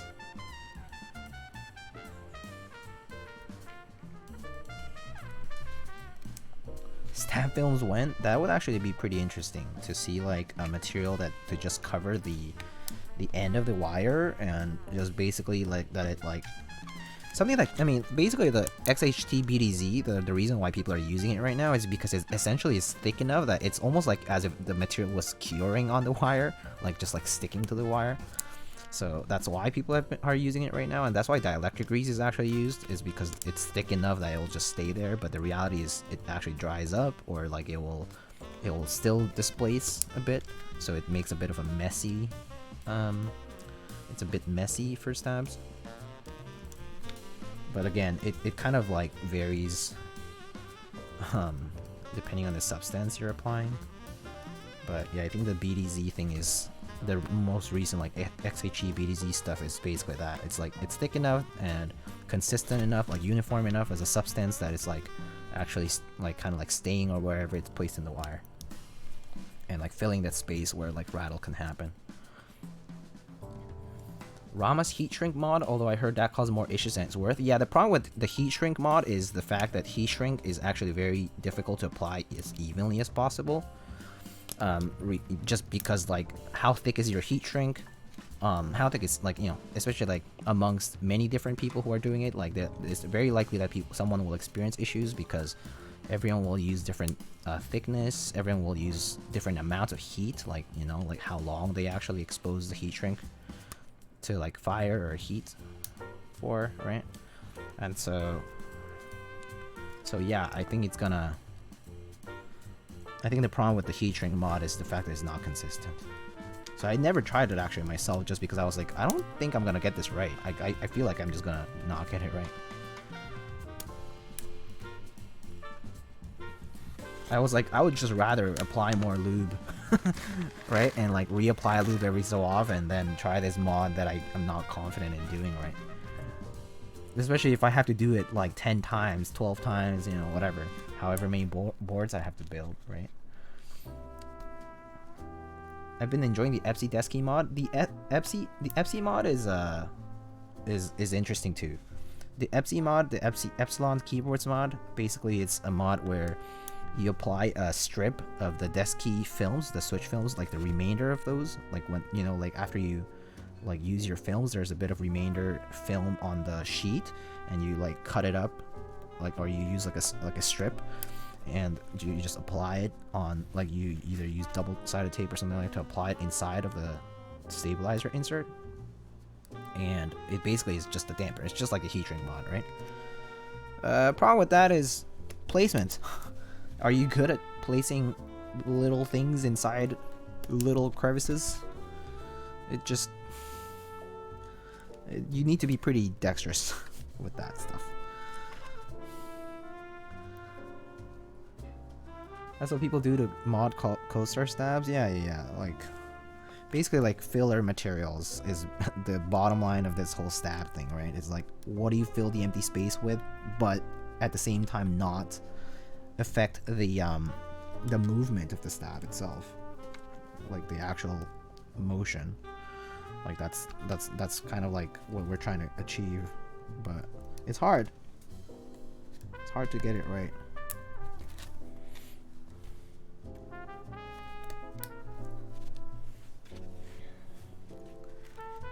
Thermal Pog. Yo, Yura, how are you? How are you tonight? Have some water? Oh yeah, sorry. I've been like so focused trying to like get these switches in.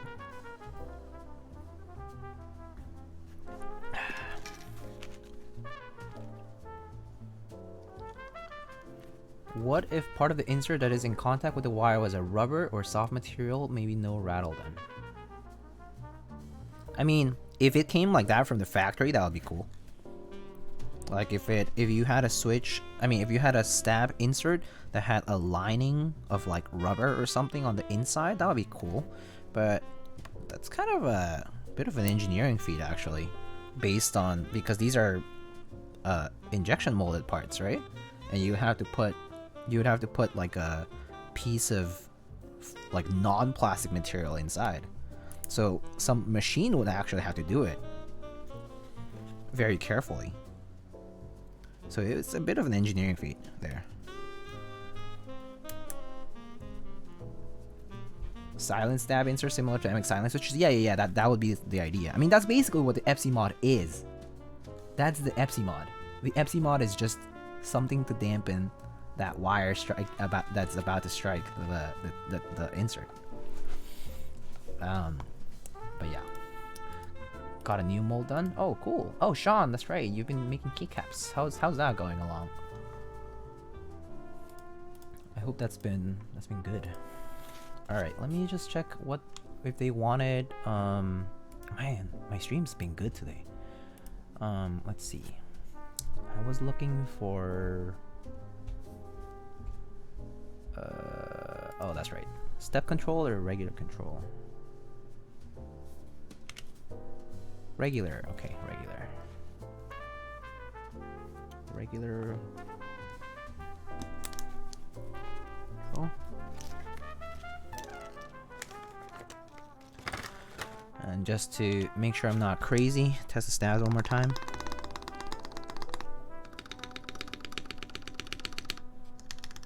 Okay, all good. Let's put the rest of these standoff screws on. Started using the Z butt over L2K system. Cool, cool. Very neat.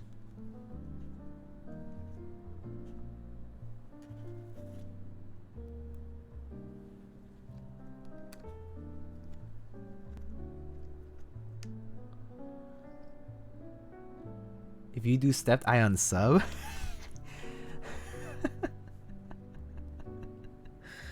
I mean, if I get a thermal, I'm probably gonna do stepped, so you'll probably unsub then. So it's just a matter of time, Wilba. Sorry, but it's true.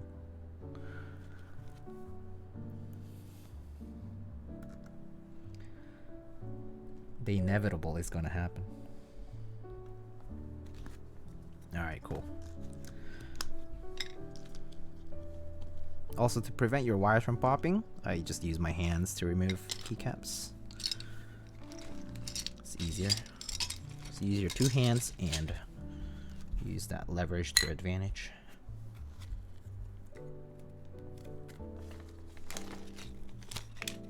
Okay, these stabs are going back.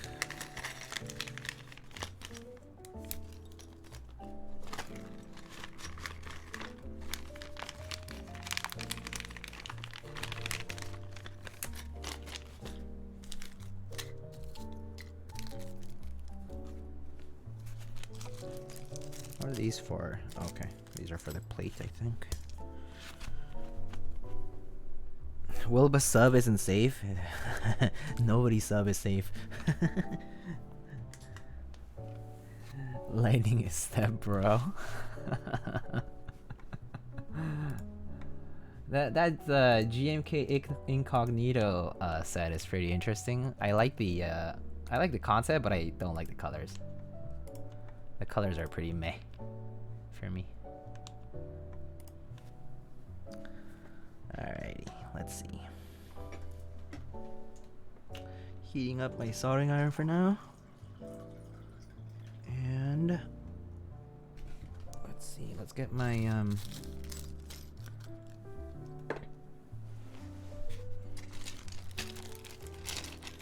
Get my fan. Meme sets and all meme sets. Meme sets are never gonna die. There's always gonna be more.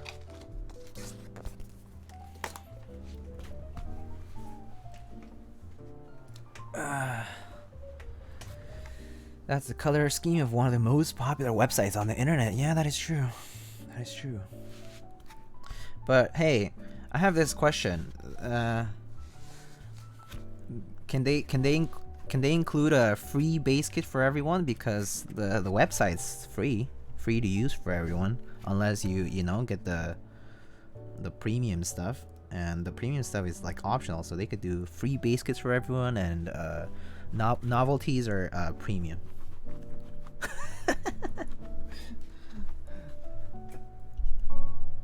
No, it's, you know, it's widely used and free. That's what I'm saying.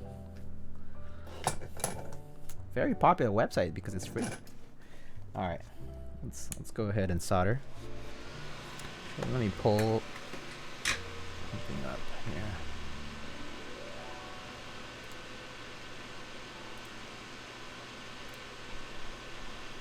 Seems like a TurboTax commercial. What's like a TurboTax commercial? Oh, you mean the...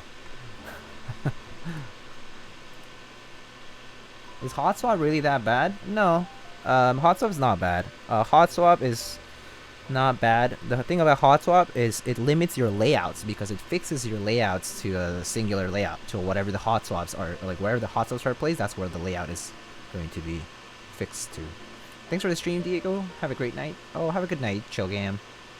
Thanks for stopping by, and I'll send you a message on Discord. I saw your message. I haven't replied though, but yeah, I'll ask you for info, and yeah, go from there. All right, let's start soldering.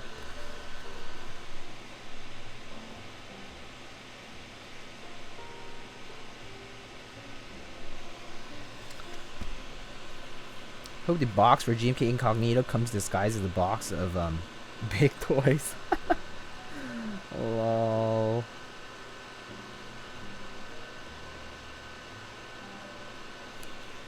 Does make me wonder what that would look like.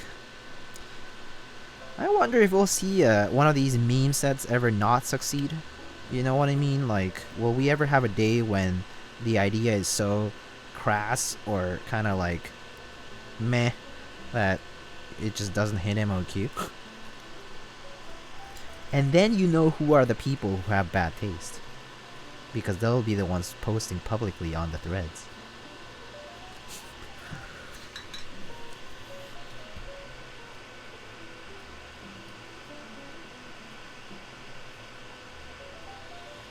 But anyway, are you saying are you saying GMK Trump is going to succeed? I'm not sure about that. It's a good colorway, TBH. Meh. We can agree to disagree. You're entitled to your own opinion, which might be wrong, but it's okay.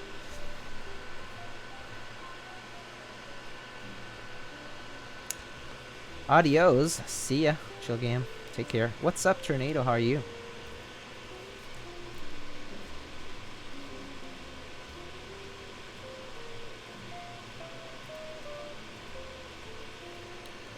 Alright. Let's go over sponsors. We have it is a new month, so we have a lot of new group buys for every vendor. Almost every vendor. So let's start with Canon Keys. You can do exclamation sponsors, or you can also find all of the affiliate links below next to the sponsors, under the sponsors banner on the right side of the screen. But first of all, we have Canon Keys. You can head on over to canonkeys.com. We currently have GMK Birch on group buy. It's I believe it's a theme after like furniture color. Very like nice and natural kind of colorway. There's different decimat designs as well, and Rama keycaps. There's also a few decimat designs on Canon Keys made by different artists or submitters in the community. One by B Reckless, I believe, and one by Adil. They've done decimat designs previously. Amazing Rama cap for birch. Yeah, birch looks pretty interesting. I'm not sure if I'll buy it yet. There's a lot of other stuff going on too, which I'm not sure where I'm gonna spend my money. But I'm not even sure if I want to spend that much money because I'm actually getting ready for taxes. Taxes are not gonna be pretty. I almost always end up paying taxes rather than getting tax money back. So yeah, there's that. Anyway, there's also the Geek Arc PBT Lancelot Keycaps. That group buy actually ends tomorrow night on February 5th. So this Friday evening, this Friday at midnight is when the Geek Arc PBT Lancelot Keycap set ends. So make sure to check that out. It's a budget-friendly keycap set in the cherry profile and made in PBT plastic. Also in stock on Keycaps, we currently have the Seal linear switches, the ones that were made by Minterly. There's also the Lavenders that we all know about, which have an all nylon housing. There's the Lilac switches, which are similar to like alpacas. And there's the OA switches, which are these blue translucent switches that were made by Wuchi Studio.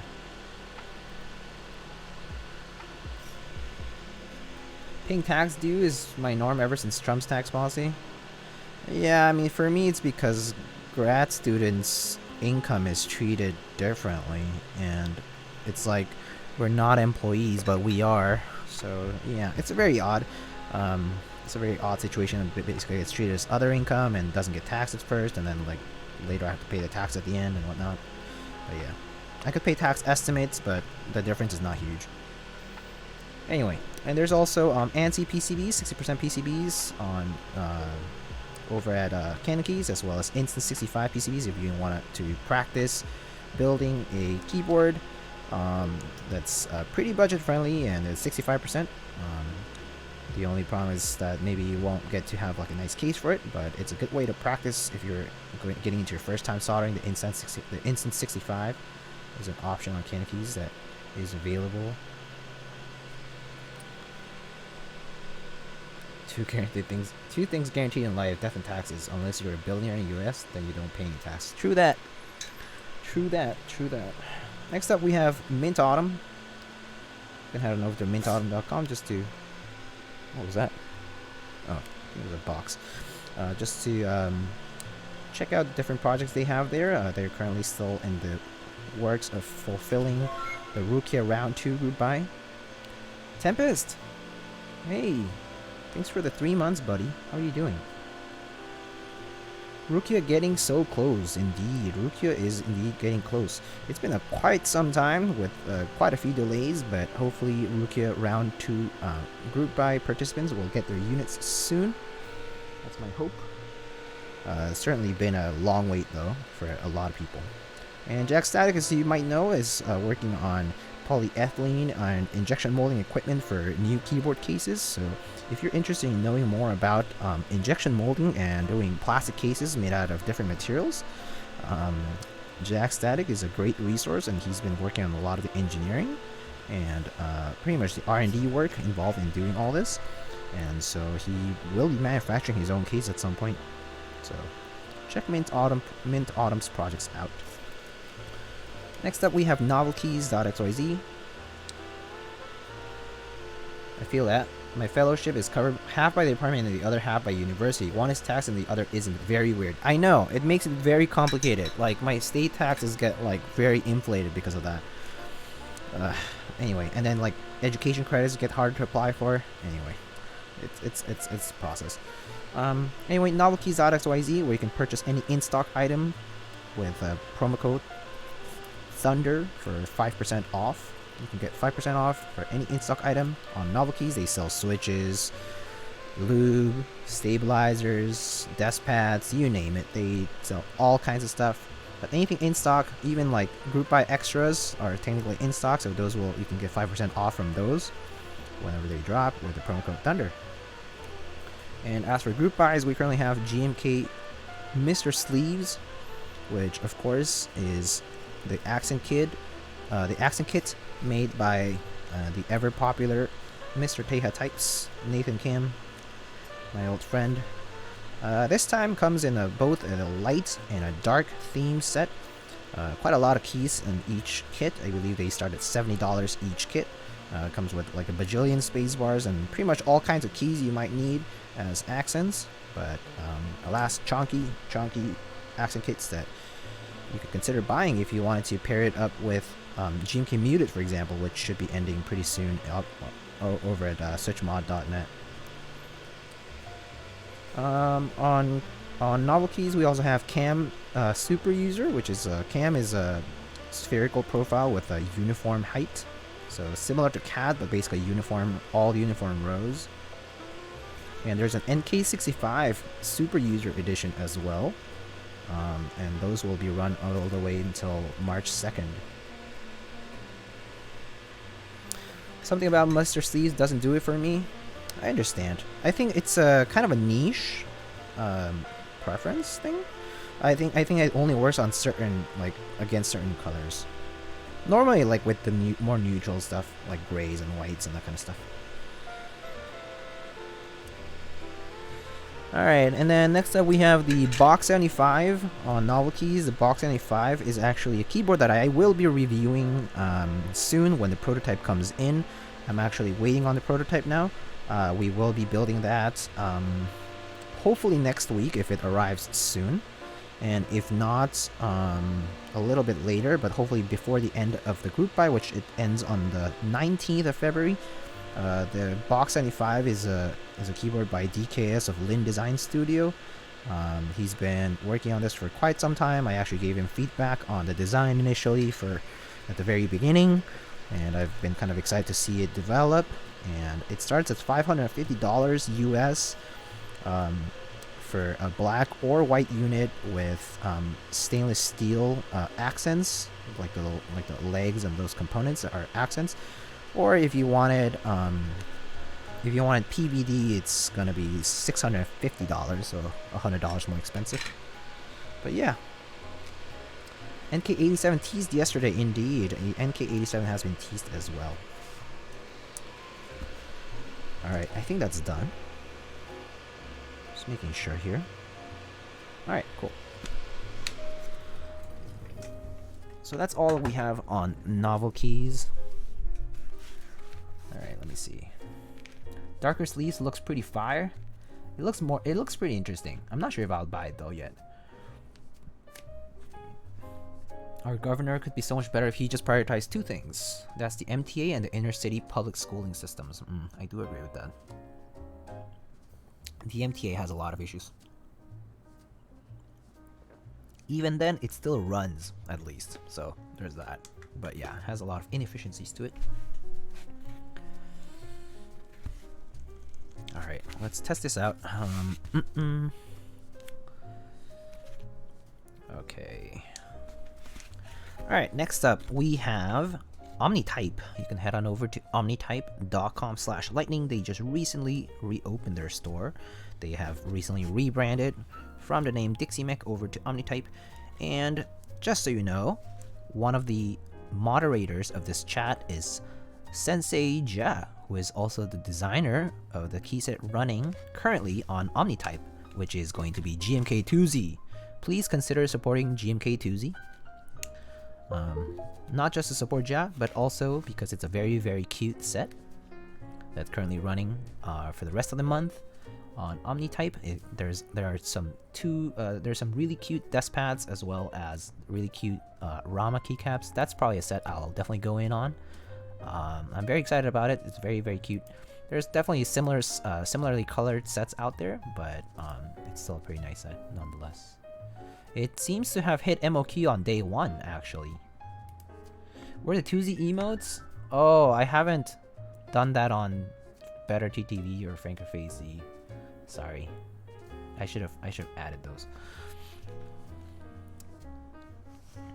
I would do it, but I totally forgot. Sorry.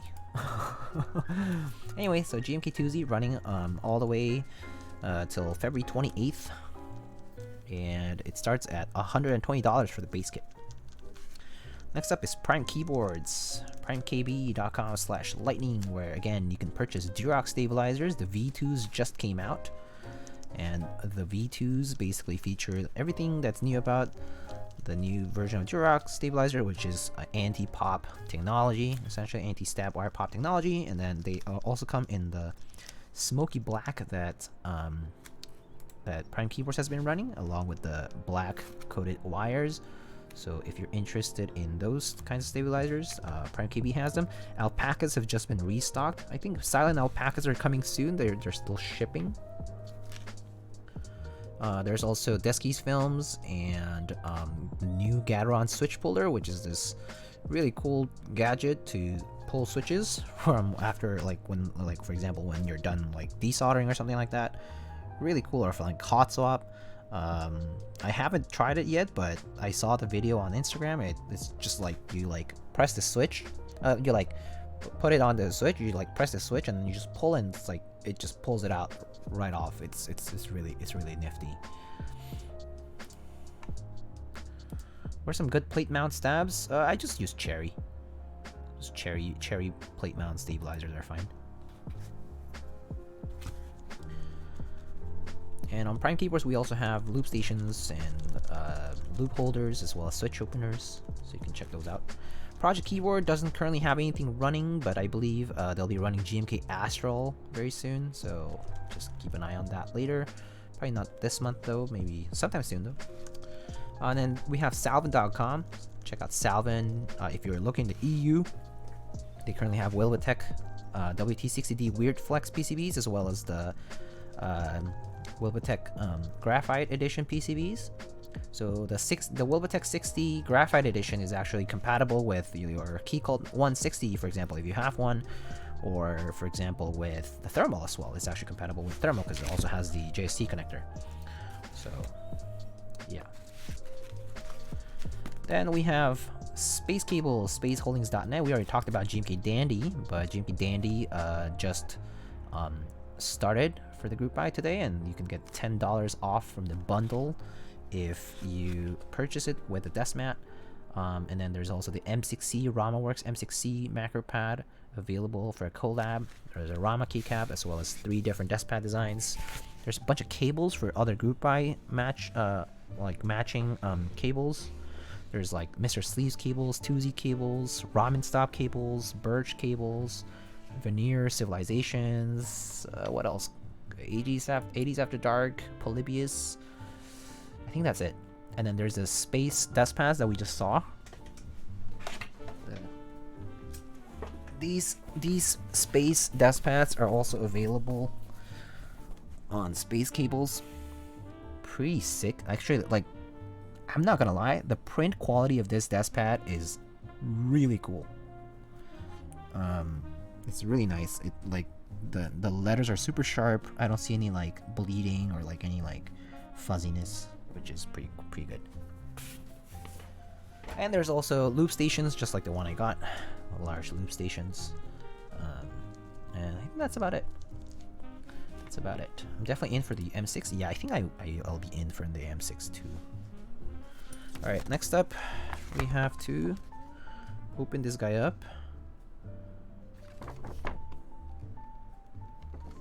Yeah, and then foam pads. All right, let's do that.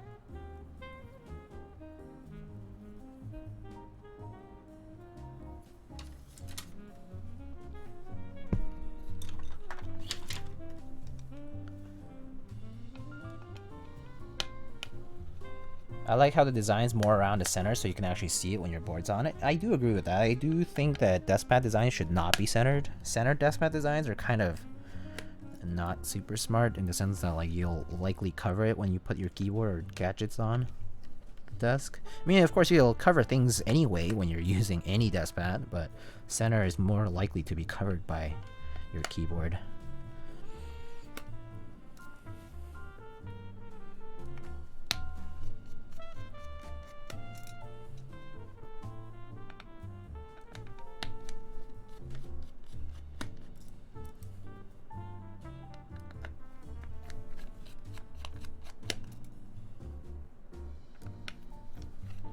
Wow, guys, we've had a clean stream today for as far as stream quality goes, which is great. All right, we have the bottom piece here, and then we have the top piece. Just nice and flat. Has a bit of a few divots here for the screws, but it's pretty plain. We're gonna install these foam pads.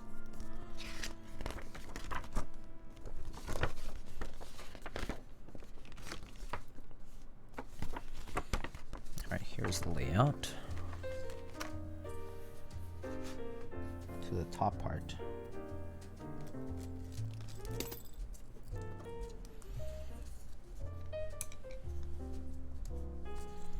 Alright, let's see. So pretty much just around the screw holes.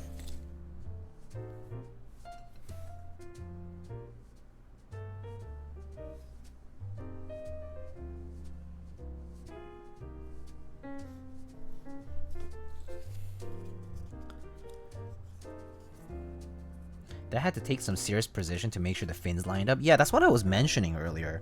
Like when I first opened up the box, I was like, the thing that's the most impressive here is the machining, like how precise the machining is in terms of the fins perfectly lining up and not looking like they're misaligned. Yeah, that's definitely the most very remarkable thing.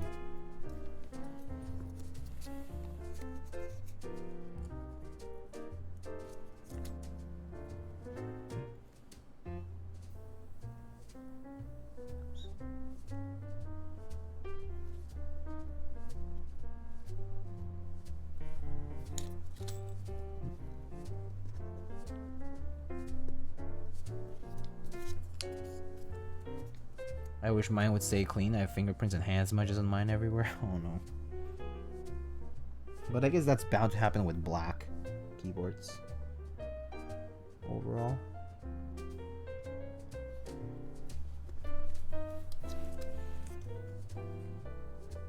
They're bound to sort of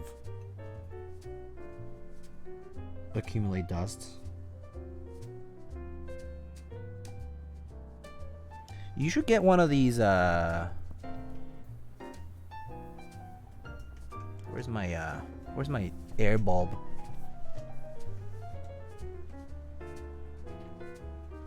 You should get one of these. So easy to use. No need to get canned air. Canned air actually kind of expensive over time. Not to mention it's not always the best thing to use anyway.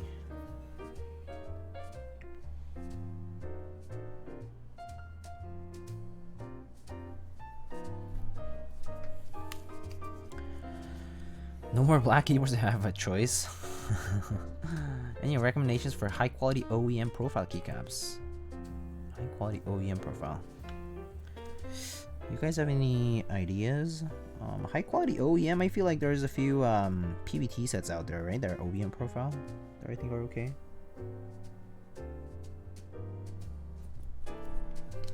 Not very sure though.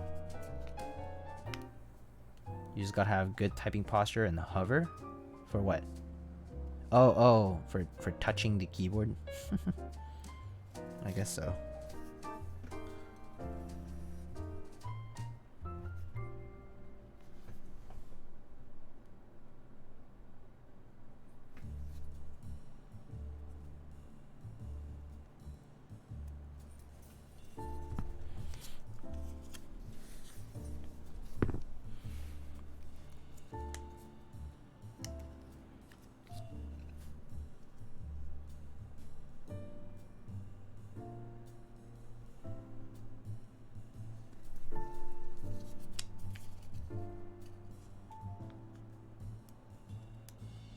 Taihao has definitely improved. Has improved on their kitting, so I think they're okay for OEM. Still thin.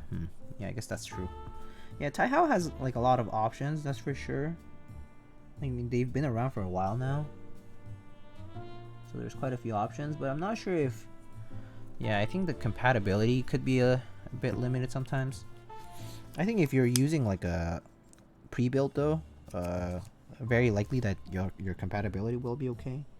But always check. Always check. Sometimes there's irregular bottom row stuff, for example, that might not work out.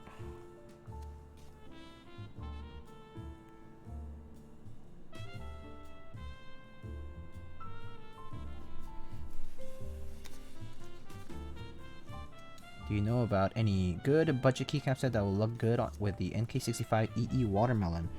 I think Canakeys has like PBT Honeywell Bold. I think that could look good. But actually, I'm not sure about the watermelon one. Let's see, what would look good with the watermelon one? There's some ePBT stuff that looks okay. I mean, I feel like ePBT 9009 would look pretty good with the watermelon one because it has the salmon and the green accent. So I think Enjoy PBT 9009 or like the Kinetics Lab Blank 9009 set could look pretty good. Because it has those red and salmon pink accents.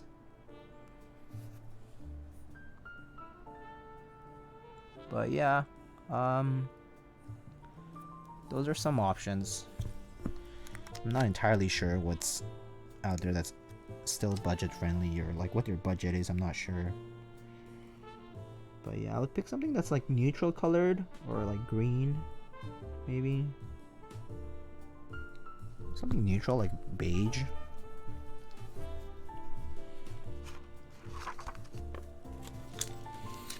The watermelon is my first build. I've been struggling with finding keycaps. I guess the color is a bit niche, huh? The colorway. Alright, so we've done that. And then attach plate, PC plate sub-assembly to the top part using 4 M2 screws.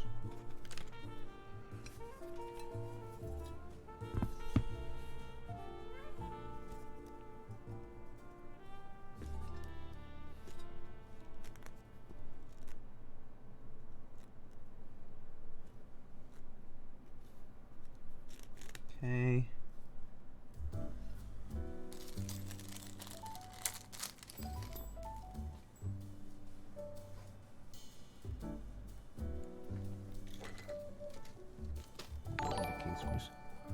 Yo, Hugo. How are you, my friend? Speaking of Hugo, if you're in Canada, Keyspresso. I just talked to Hugo, who is of Keyspresso, and I have an affiliate link with them. Specifically, if you're purchasing anything from their group buys, they have the giant switches, the V4 switches as well. They'll have OP Black X. I'm not sure if you, Hugo, will you have OP Black extras? Wait, hold on. 4 screws at the corners? Yeah, corners first. And soon, OP Black round 2. Okay, oh, so there's gonna be a round 2. Okay, cool. Wait, hold on. Is this the right screw? Yeah. Oh, wait. This is the right one. Corners. All the way at the corner. This weekend-ish? Okay, cool. Good to know. How you doing, buddy?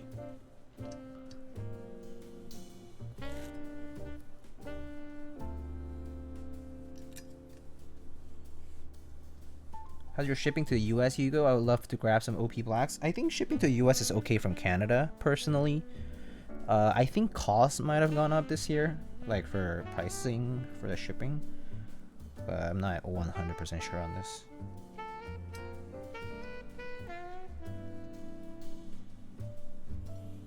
USPS definitely raised their international first class package prices for Canada.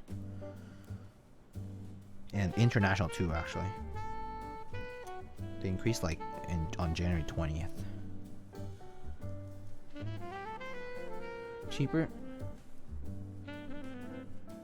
Are GMK caps and north-facing switches actually that bad? I hear a lot about interference and sleepy, so they're actually gonna be mostly a problem on the home row. The home row is the main issue for north-facing. The home row is definitely a bit of definitely gonna interfere a bit. Okay. The foam pass will make the plate bend slightly in the middle. This is normal. That's fine. Install USB Daughterboard. USB-C daughterboard. Which way does it go? It goes up. And then... Oopsie.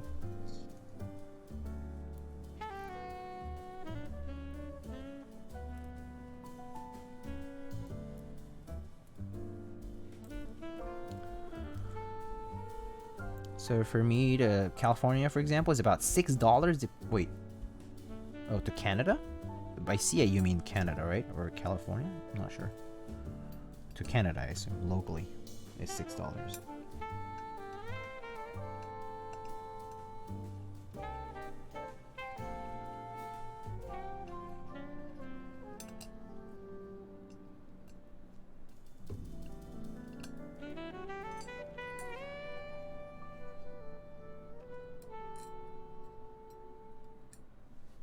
Damn it.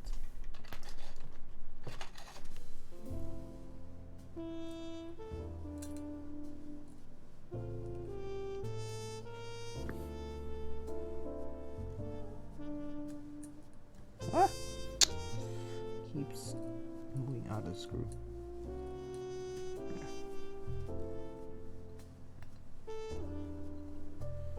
Thanks for the reg. Found a set of tie-how that's gonna look sick. Oh, nice. Good.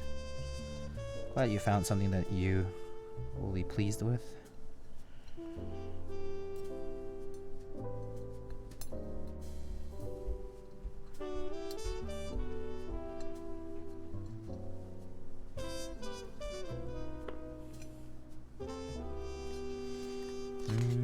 Alright, I don't think I'm missing anything, but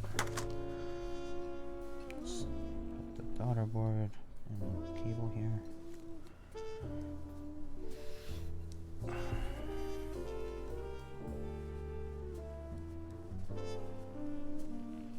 Make sure the cable is in the recess, and then attach.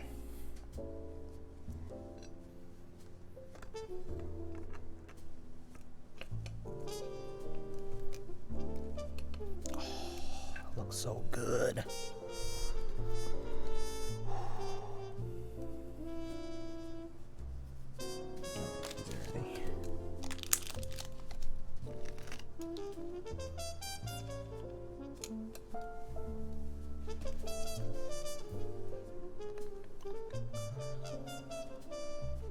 Yo, Toki, hello.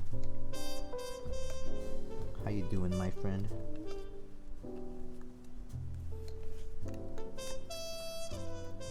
Wait, I don't remember Thermal having these bump-ons. They were not in the prototype. No, they were not in the prototype. They're added later. They're added. It's been added from the most recent batch. So if you got a Thermal and you don't have the little Poron pads, you can email RamaWorks, the support email, and they'll send some out for free if you have a Thermal and you don't have the Poron pads.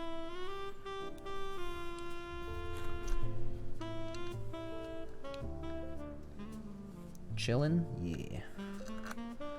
Yeah, the red through the black. Oh, so good.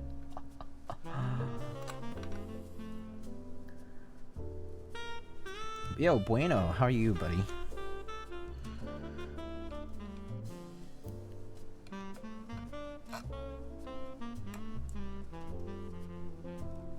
Thanks for the stabs, by the way. I had to rebuild my montage with them. Cool.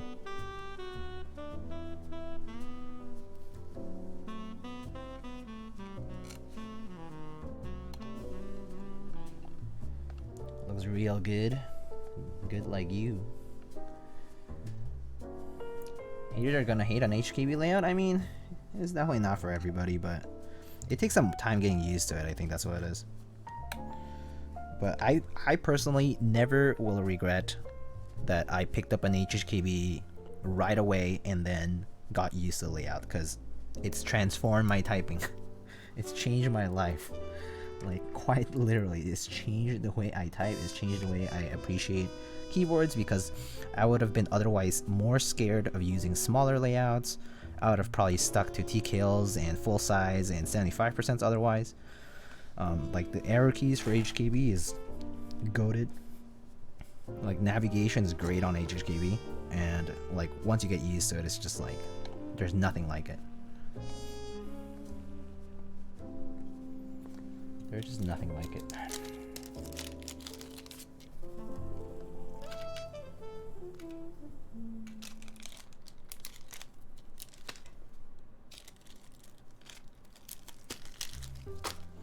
Alright, let's put these feet on now.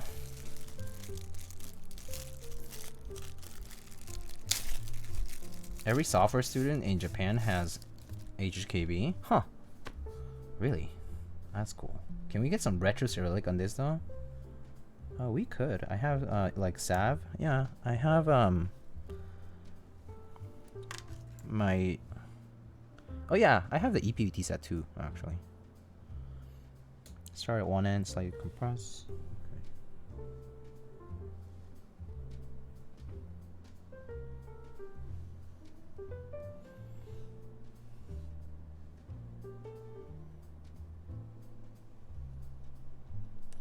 Oopsie. Did I stretch it? No, there we go. It fits.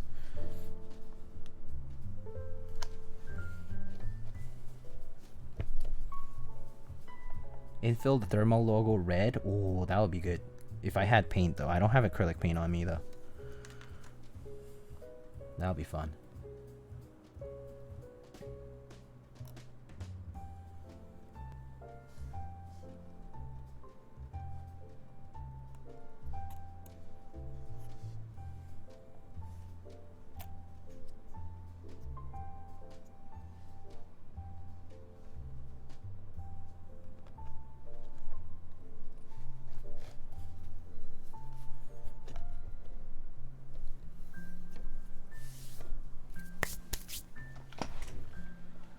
Alrighty, where's my microfiber?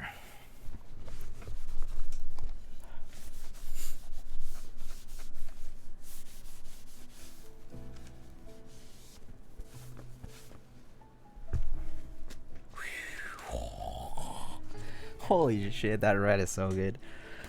Oh my god. This red is OP.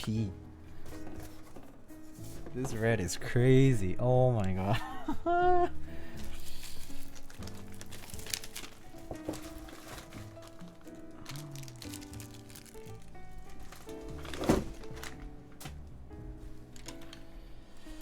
Whew. Those switches look so nice against the plate. I agree. I think the black stems, what a good choice. What a good choice.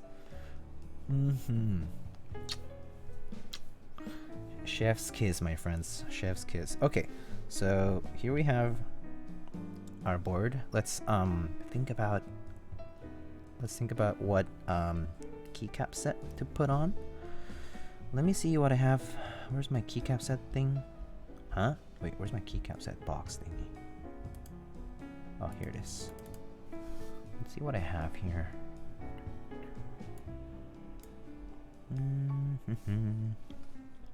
I'll put this at the top.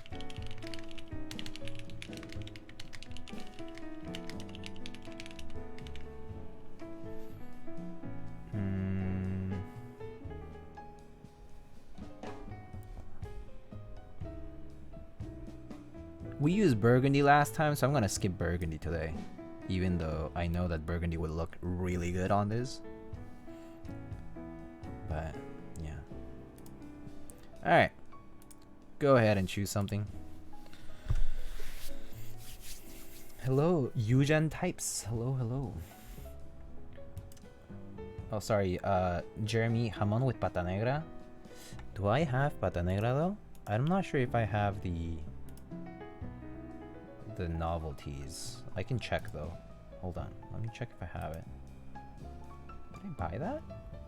Jamon with pata negra? Where are you, jamon? Jamon. Oh, I do have the pata negra kit, actually. What's your daily driver? I pretty much switch all the time, but I use a lot of different keywords a lot. Alright, I'm gonna write down a few suggestions. So we have retro. Wait, no. Someone said, I mean, black and white, of course. Wait, black on white? You mean white on black? Black on white? No. I'm sorry. Black and white is not gonna happen on this. I'm sorry. Just gonna executive veto. Not gonna happen. Black on white? I'm not gonna put a white set on this. That looks no too much contrast. It'll look bad.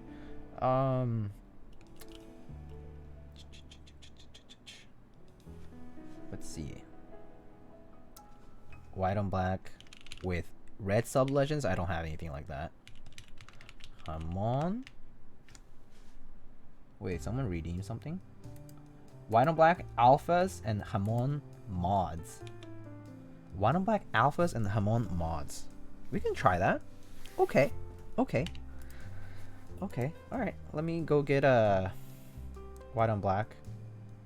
Wait, white on black alphas. So actually, we have a few choices, Peaches. We have, do you want regular alphas or do you want Zillion alphas?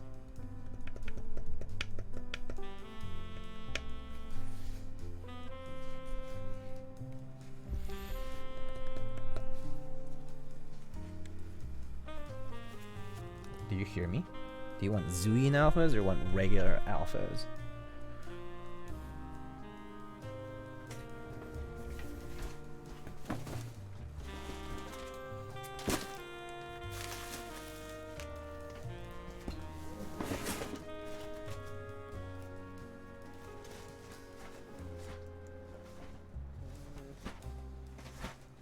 Where's my jamon? Zillion, please. Okay. BRB. Let me get those.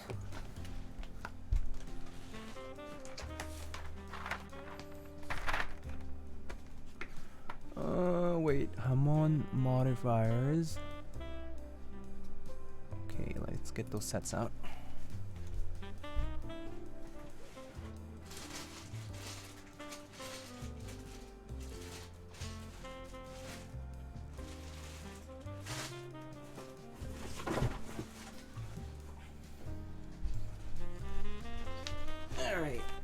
Let's look into the box of keycaps.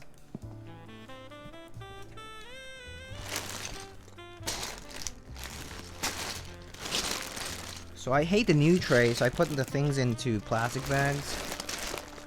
The only issue is having to look for keycaps. Oh shoot, this broke.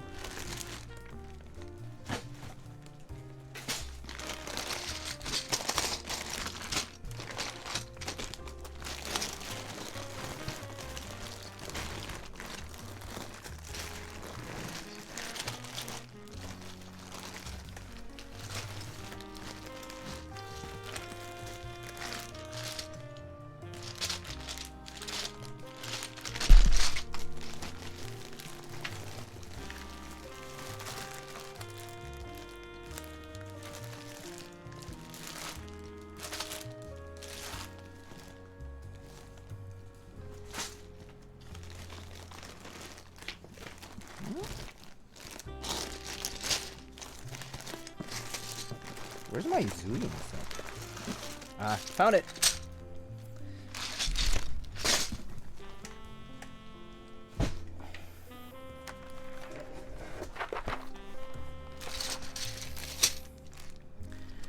New trays are straight doo-doo? Yeah, they're garbage.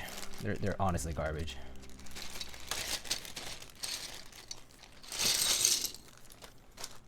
Alright, let's see. So we have a 7U spacebar for white on black.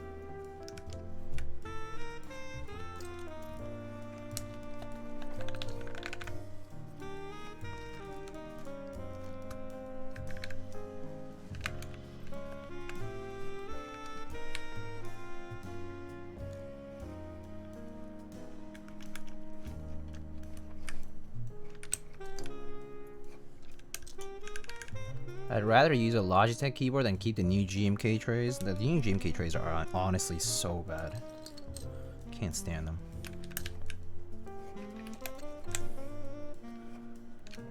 The issue with them is just like, it doesn't make your life. Actually, so I was talking to somebody about this, but the problem with the new GMK trays is actually that it's such backwards thinking. The fact that, think about this, guys. Why do you guys know why GMK switched over to the new trays? Do you know? Supposedly it's environmentally friendly, right?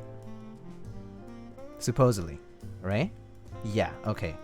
Let's think about it this way. What happens after you throw away that tray? What do you do with your keycaps? Where do you put them? Where do you put those keycaps?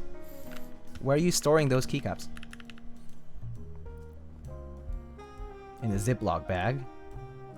Or in a container, like Tupperware, right? So you're buying more plastic goods after you throw away something that's supposedly environmentally friendly. So in other words, you're using more plastic than you initially got. So it's basically like environmental brainwashing because you're using more plastic anyway, no matter what. So actually, the solution to this problem should be that they need to do long-term storage trays. In other words, if they had used the old trays or something better than the old trays, people would just keep the keycaps in their old trays. Like in those trays, right? Yeah, of course, yes, it has to do with them making it cheap for themselves. Of course, they're just absolving themselves, they're just washing their hands off, they're just trying to make it cheap for themselves so they can, you know, get more money out of it. Yeah. But what I'm saying is, the whole BS around environmental thing, like the whole environmental thing is complete bullshit. It makes no sense. Like, it's not environmentally friendly. Because ultimately the carbon footprint that the customers make is gonna be bigger. Not only does that new cardboard have to degrade, they also get new plastic. Plastic bags, plastic containers, right? Do you film MX Blacks? Yes, always. Always film those. Let's see, bars or scoops? Let's do bars today. We have scoops over there. You could use mason jars, glass is fine. Yeah, but how many people, okay, out of the 1,000 kits, like the buyers of those kits, how many of those people are actually going to use what's that called, mason jars? The thing is, how do you convince people to use mason jars? It's hard to convince people to use mason jars, to use glass instead of plastic, because plastic's cheaper.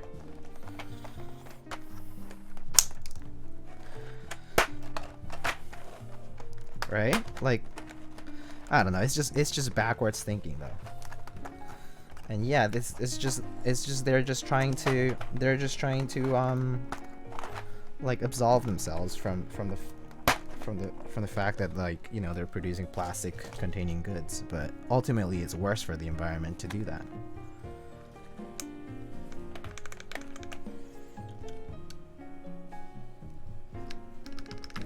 Does this look good?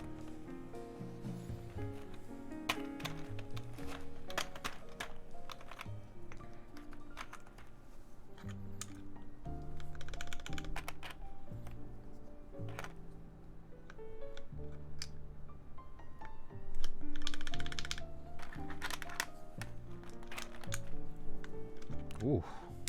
Whoa, this thing bends a lot. Wow. Oh, we could use some of the novelties, but okay. Maybe I'll swap them out after I'm done with this part first.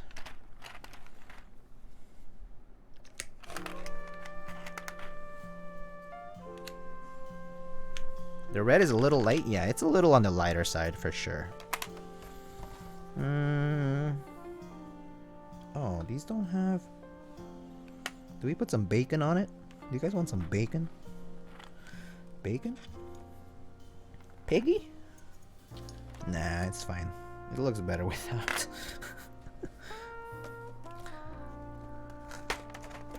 I'm guessing the keycaps aren't included in the client's build order. No, the keycaps are not included in the build order. Unless they just send the keycaps to me to use.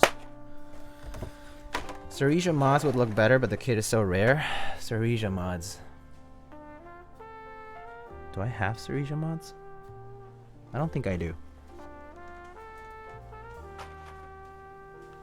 I don't think I do have Ceresia mods. I can check, but I don't think I do. Yeah, I don't think I do. Oh well.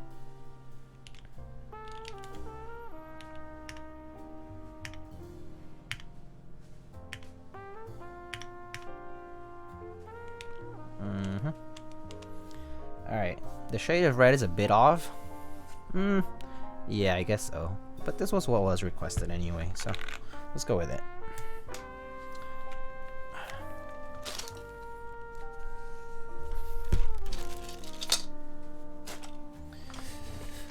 Alright, so... Oh, we need some artisans for this, huh? I have some artisans here, but I don't think these fit the aesthetic as well. I don't think these are gonna fit too well. It's a bit too light. Oh, I did just get these. I got this red line keycap from Latrialum. I have some other artisans here that I was gonna show. I got this one today. I have this Batman one. Sody caps. Oh, that's like a terminal blink. Skull Thulu.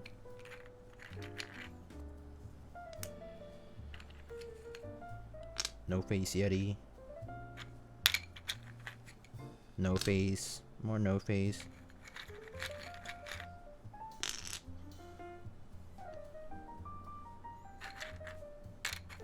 These are not dark enough. I have a Deckerson by Zorb.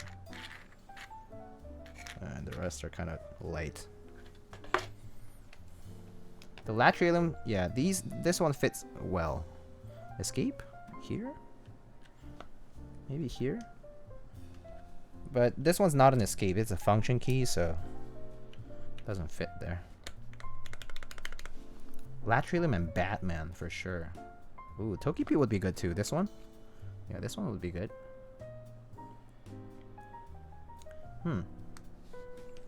Choose between these two, I guess. I think the Batman one fits better. So let's go with the Batman.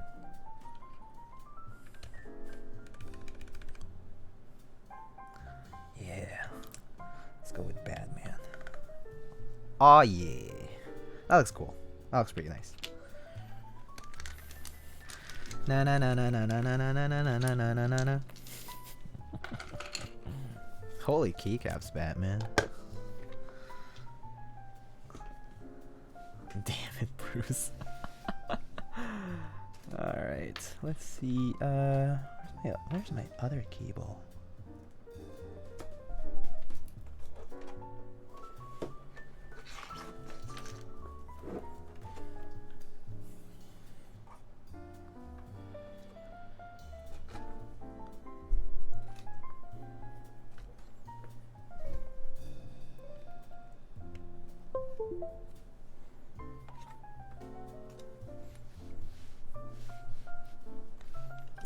It's just getting in the way.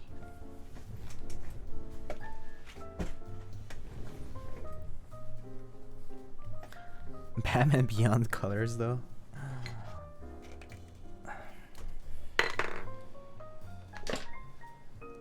Alright. Where'd you get that cable? A friend of mine made it for me, actually. So it's not from a vendor. You almost pulled a Simon? I don't have any other keyboards over there, so it doesn't matter.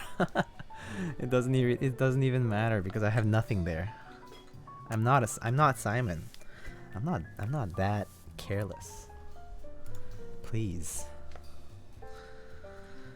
All right. I'm gonna wash my hands actually. I'm back. So just give me a second and we'll be back for the typing test. Let me just make sure that the typing testing is up.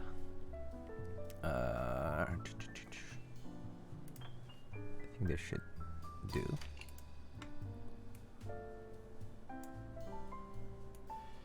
Wait, why is it so... Oh, okay.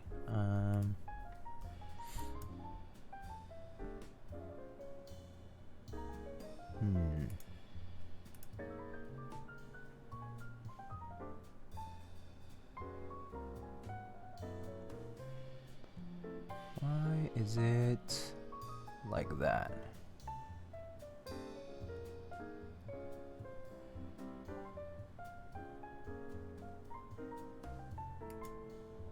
Nope. There, okay.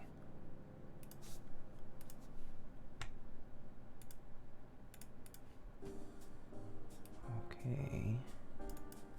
Oh, right. I just need to do that.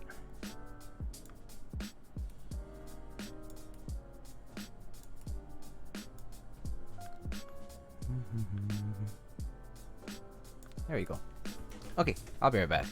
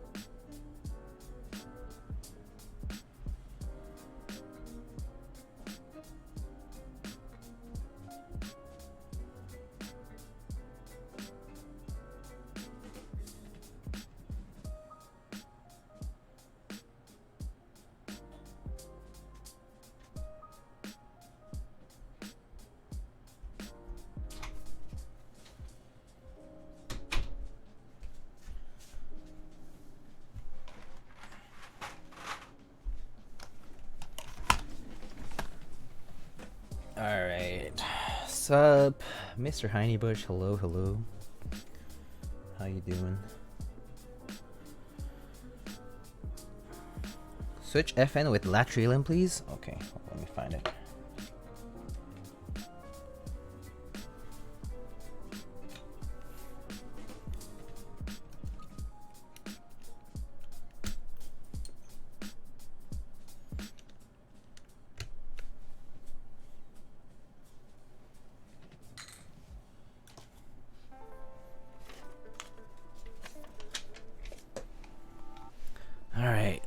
Let's do this, friends. This side's a bit big here, actually.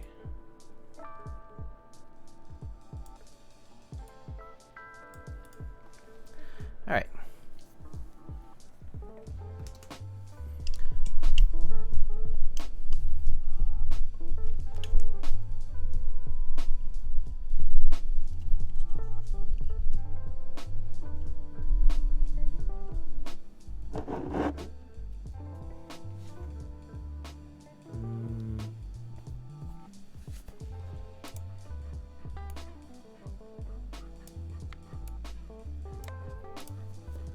Okay,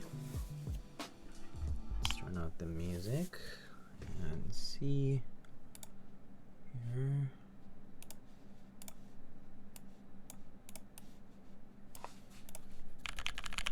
Okay, all right, friends, we've finally gotten to the juicy part of the stream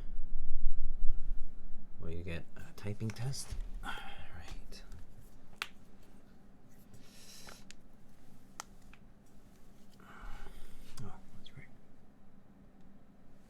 Okay, here we go. So here we have. Do you still find the stem being loose? No, not anymore. She's fixed those issues in the past year. But a long time ago, she definitely still had issues with the stems. Yeah. All right, so we have some GAT inks on an aluminum plate in thermal. Actually gonna take off my earbuds and listen in. All right.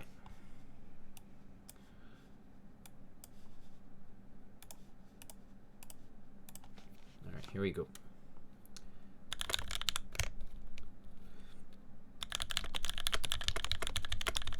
Oh, something's off. Hold up.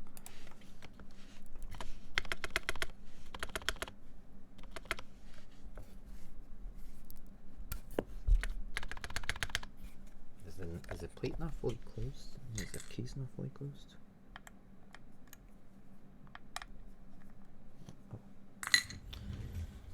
Oh.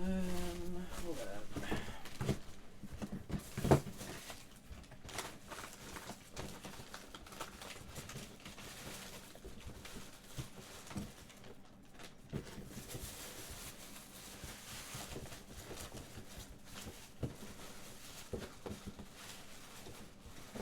Something kind of felt loose.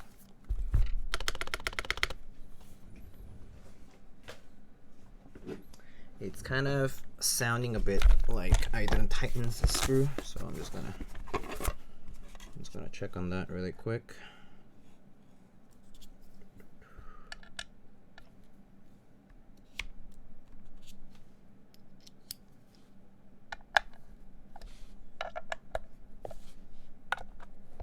Okay, that screw was kind of loose.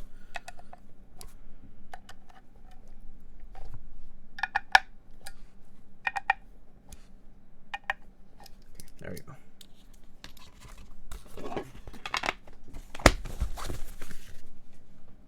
All right. Should be better now, I think.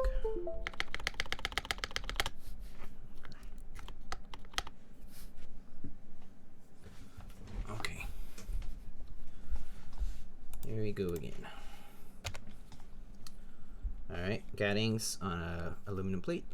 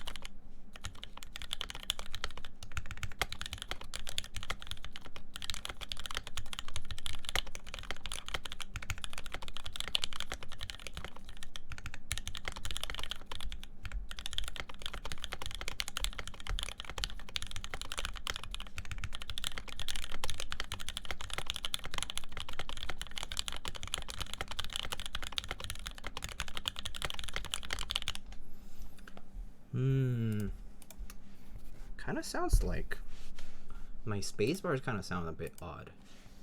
The vibration is pretty intense. I was in shock when I typed on it. Yeah.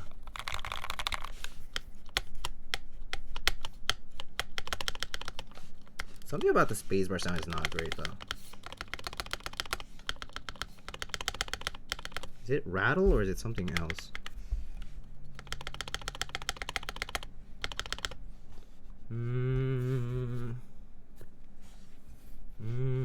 Is it the vibration? I'm not sure what it is. It just sounds flat.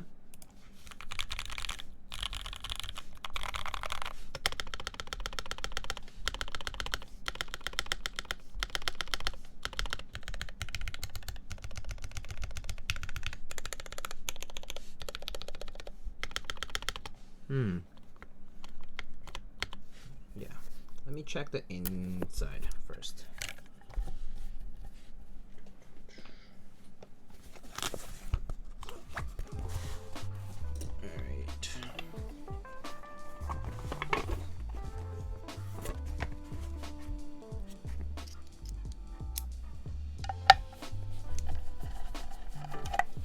I have a feeling I didn't tighten properly because I was using the Allen key.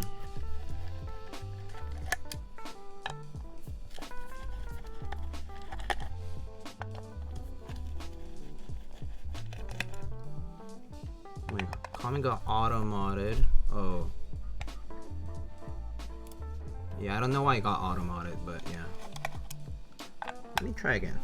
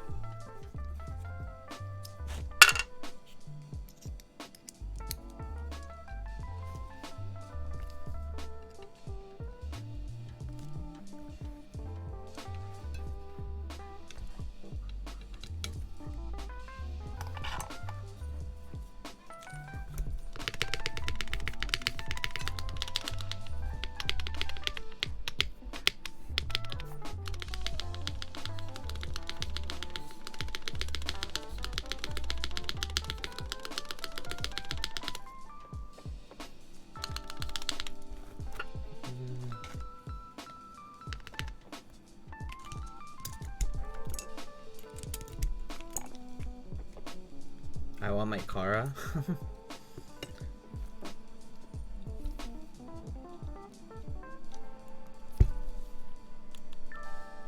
Okay.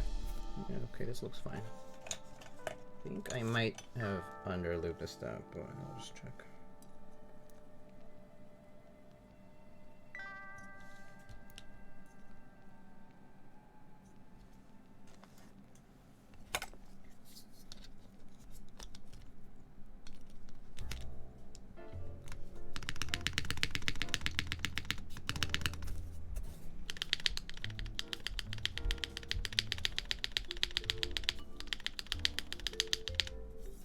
Okay.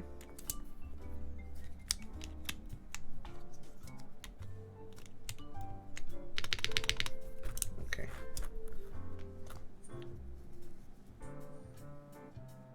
Where'd that come from?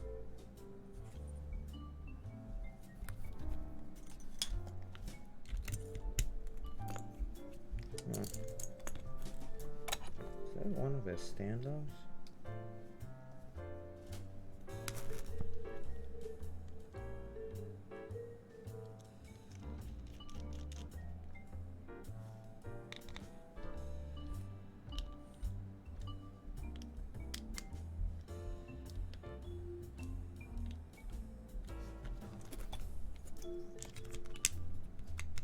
Was something wrong? Yeah, I think I just had loose screws inside. I didn't tighten the top plate, the plate to the top properly. So it kind of sounded like something was like moving around a bit. But I think it's good now.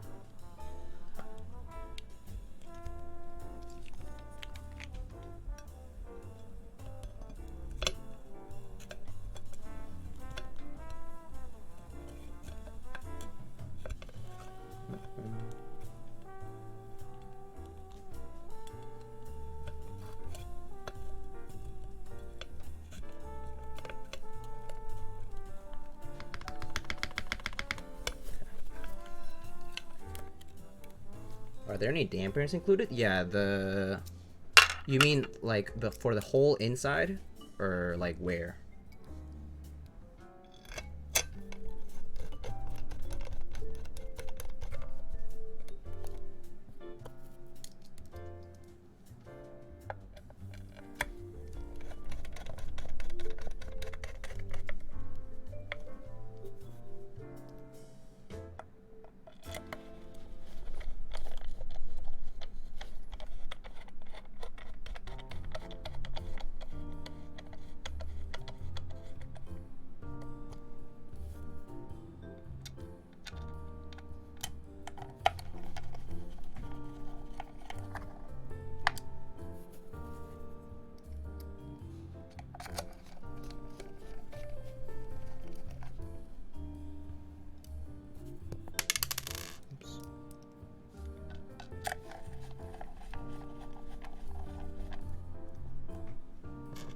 5 desk mats? What about 5 desk mats?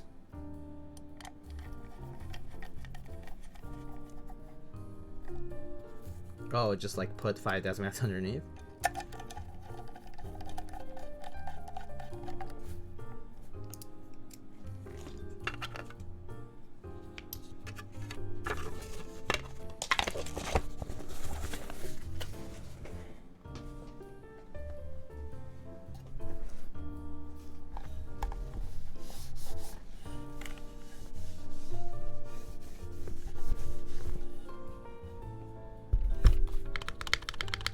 Okay, that sounds better.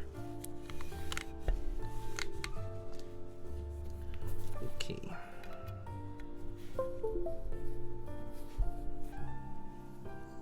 Let's try this again. Let's try this again. Okay.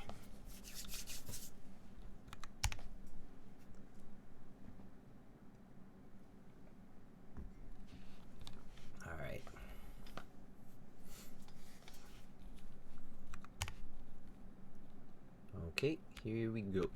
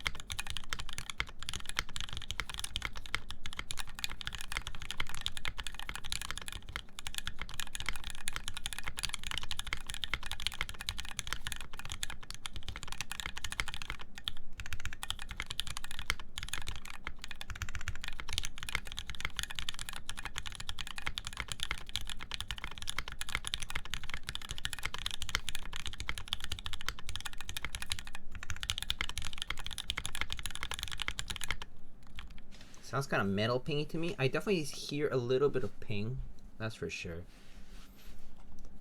Let me, I mean, I'm not sure. Like, I'm kind of unsure of how to make, what to make out of it. It has foam? What has foam? You mean the pads? I don't want to count, I'm not sure. I mean, the pads are kind of just there. But they're between the plate and the top, right? Not between the... Not fully covering the case bottom. It does sound a bit pingy though. Let me try again. Let me try. I should take off my headphones.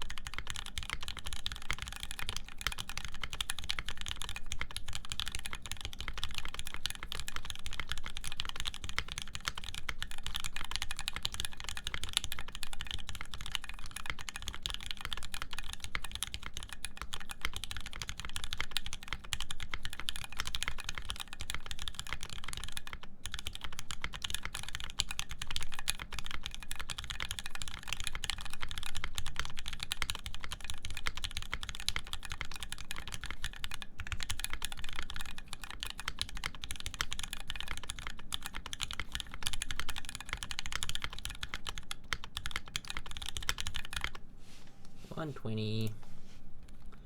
I'm making a lot of mistakes. But let's hear the mods first. I'm kind of more interested in seeing what the overall rows sound like too. Let's see. So here's the mods.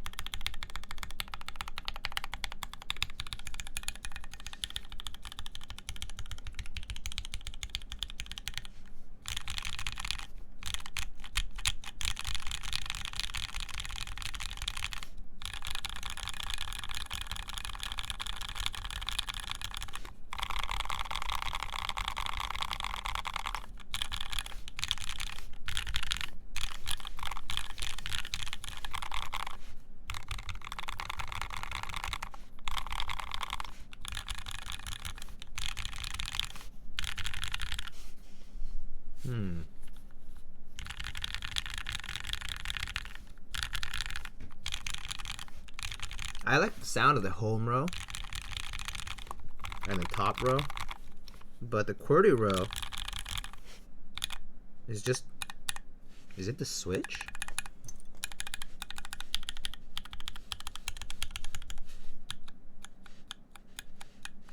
Like W, E, R, and T sound a bit pingy, like hollow. Is the switch? Nothing seems wrong with the switch, but is it the standoff? Maybe should I have taken off those standoffs. But I thought the standoffs were in different portions. They're here. There's one there underneath the backspace. There's one underneath the Q and the tab.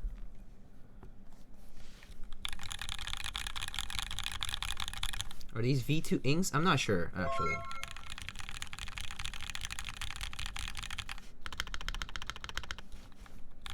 From the bird's eye view, when you're pressing on the spacebar on the right side, it looks like it's not moving evenly towards the left side. What's not moving evenly towards the left side?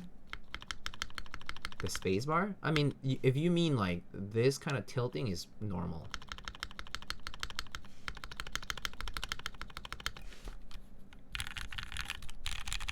I put the spacers on. But I don't think it really matters whether you do or not, because the spacers are exactly the space, like the exact distance between the plate and the PCB. So it's like if I use hot swap, it would be the same thing, right? Like the spacers would go on anyway, right? Because it helps it basically put equivalent distances between the plate and the PCB plane. Drink water? Yeah, no worries. But I'm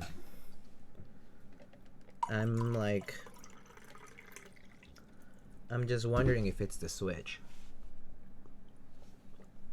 Same width as the switches too, so it shouldn't matter. Yeah, exactly. Well, same width as the same height as the bottom housing. Is the spacebar warped? This could be a bit warped, yeah, because it's from the Zillion set. I can try a different spacebar actually. Let me try a different spacebar. I have a few others, so.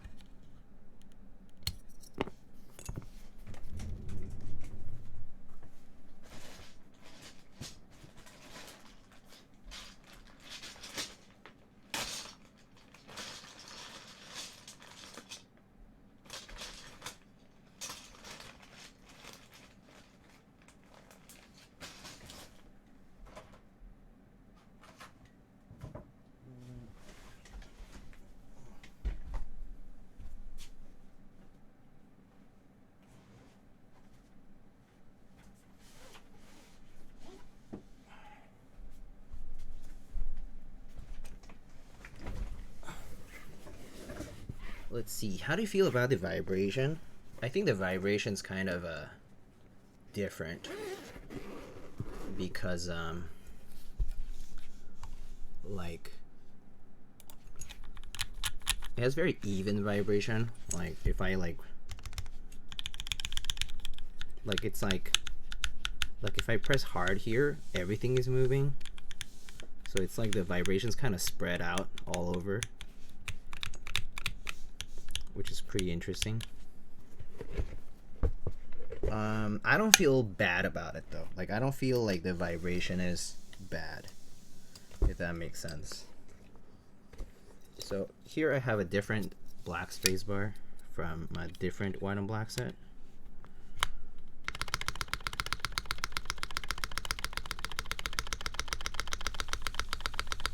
So it could be warped, yeah, because this sounds a bit different.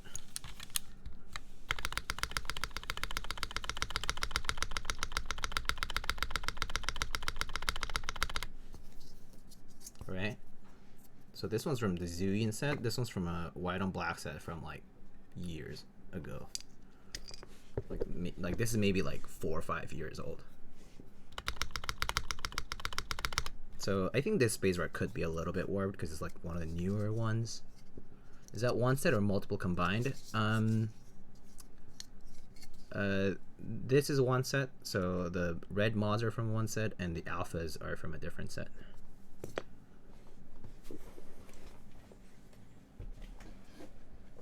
But yeah, I don't think the vibration's like all that present, as in like I don't really like, I don't feel like it's been any different from other keyboards that have a lot of like that are like pretty soft typing experience wise. So I don't really feel like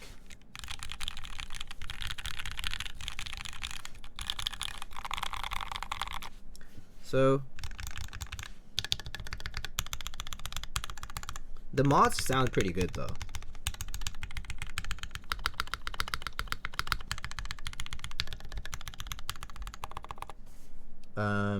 I think the QWERTY thing might just be the switches, so I might actually try desoldering these 4 and replacing, because I do have a few replacement switches, so I might do that later. These 4, I could do it now, but it doesn't, like, I mean, it's up to you guys if you guys want to see me do it now. But I think that this is just maybe just the switches, TVH. Up to you. Okay. I don't mind either way.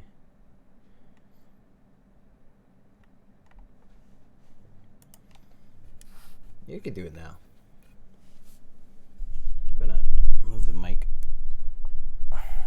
and turn on music again. V2 inks, I wouldn't doubt it. They have semi-loose leaves from what I heard. You see, that's entirely possible, Rob, because I noticed that these housings, some of the red ink housings that were here, were the top housing, the clips, the top housing clips, those were pried a bit open too far.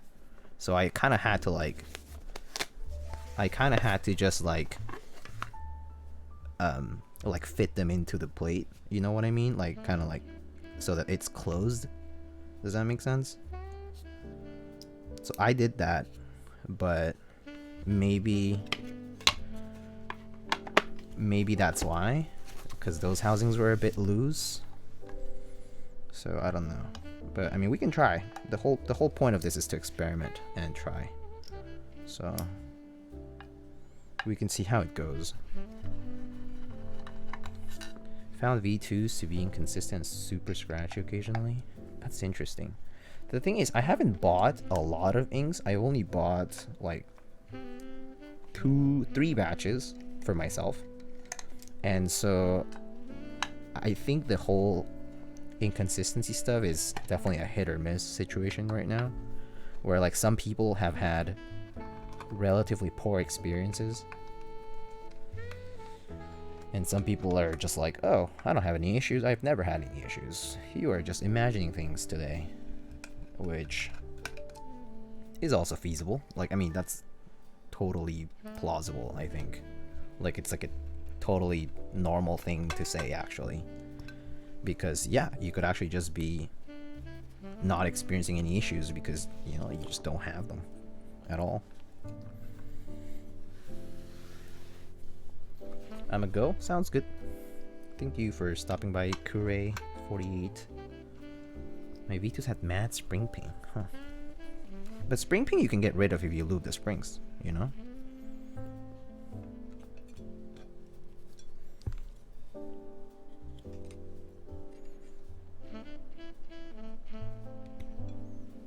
So there's that. Mine were bad too, super loud leaves on a few. That's possible, actually.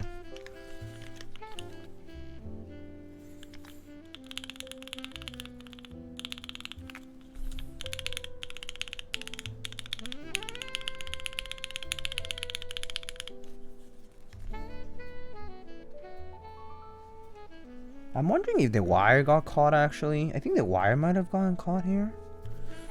It didn't feel tight, but it's possible the daughterboard wire could have been caught a bit. I'm not sure. That actually would make sense, because it's QWERT. It's right at the QWERT row. The daughterboard wire, maybe it got caught at the edge. I think that could be why. Like, okay, let me just try to close it without it. Actually, that's not a bad idea. Let me just try to close the case without the thing connected at all. And just make sure that this thing is in there. And for it to not get crushed. Right? I started taping mine in. Yeah, I think I'm gonna tape it down. That's a good idea. I'm gonna take some tape.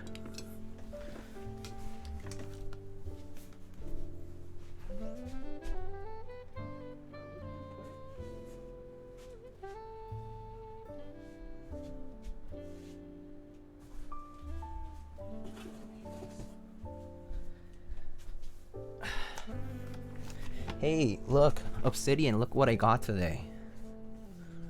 I just got it like literally 5 minutes before stream. Taping at the gap line? Yeah, I think I'm gonna do that. Big boy roll? Yeah. Let's see, how big is this gap?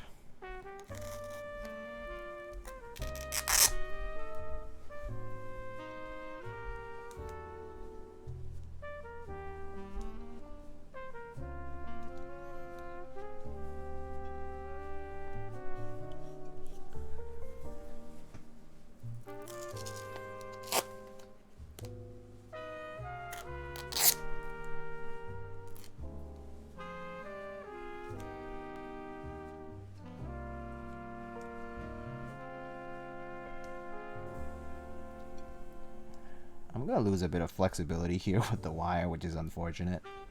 Maybe I'll just stop right here.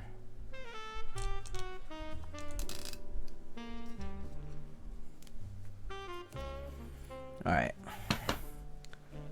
I thought you would have silver tape instead of black. Wait, why silver tape? Oh, well, this is gaff tape, which is nice because it doesn't leave residue. And it's easy to cut. Gaffer's tape. Kind of expensive. It was like 20 bucks for the roll. I thought you liked silver so much. Oh, I mean, I do, but I also like black a lot.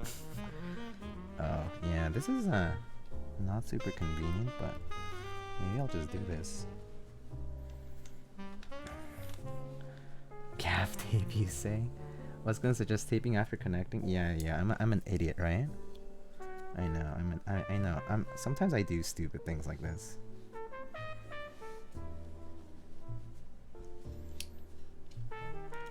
But I think it's okay now. So let me try the tape first and see if that works. And then we can talk about because it's possibly got caught. Oh, okay. That already actually feels better. That actually already feels better. Just based on the amount of resistance I feel from that. I mean, from the amount of resistance I don't feel relative to the last time I closed the case. So that's a good sign. Is it really or just a placebo? No. I definitely felt some resistance when I closed the case the last time. And I was like, huh, maybe it's just the springiness of it. But I think it was just the wire. Imagine that fixes everything. It sounds great. I mean, it's always better. It's always nice when things get fixed from a simple, silly issue, rather than having a real issue, like a structural issue, and then being unable to solve it because you don't know how to, or because you need to like modify the whole thing. At least it's solvable. Yo, plus 10 words per minute with tape. Yo, tape can save lives, okay? Duct tape, you know? Gaffer's tape, you know? Saves people from tripping. You know? Tape is it's always the small dumb things that fix the problem. This is true. This is very true. Oh my god, that's it. I'm an idiot. Imagine Imagine oh,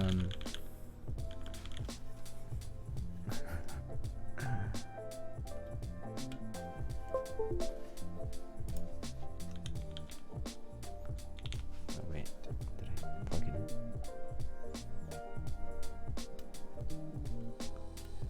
I can't hear it.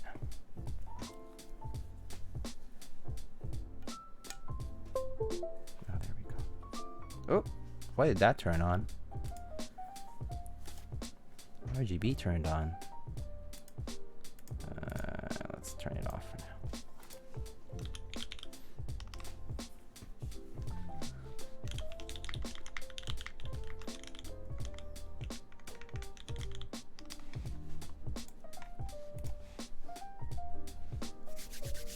now. All right, we're back in business.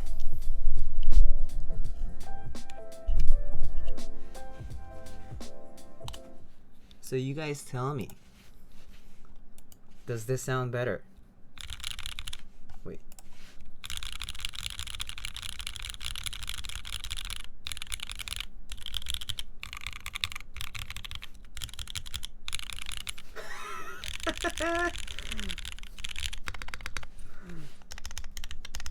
Well, there we go. Problem solved. Easy peasy, lemon squeezy. Let's go. I'm an idiot. It's okay. Sometimes it be like that. I know it's probably frustrating when you have to troubleshoot on a stream. Oh, I don't mind troubleshooting on a stream. It's stressful in the sense that if it's a problem, I have to go even deeper than like just this kind of stuff, then yeah, like I'll be stressed out because I'll be like, well, this is not my board. So that's when I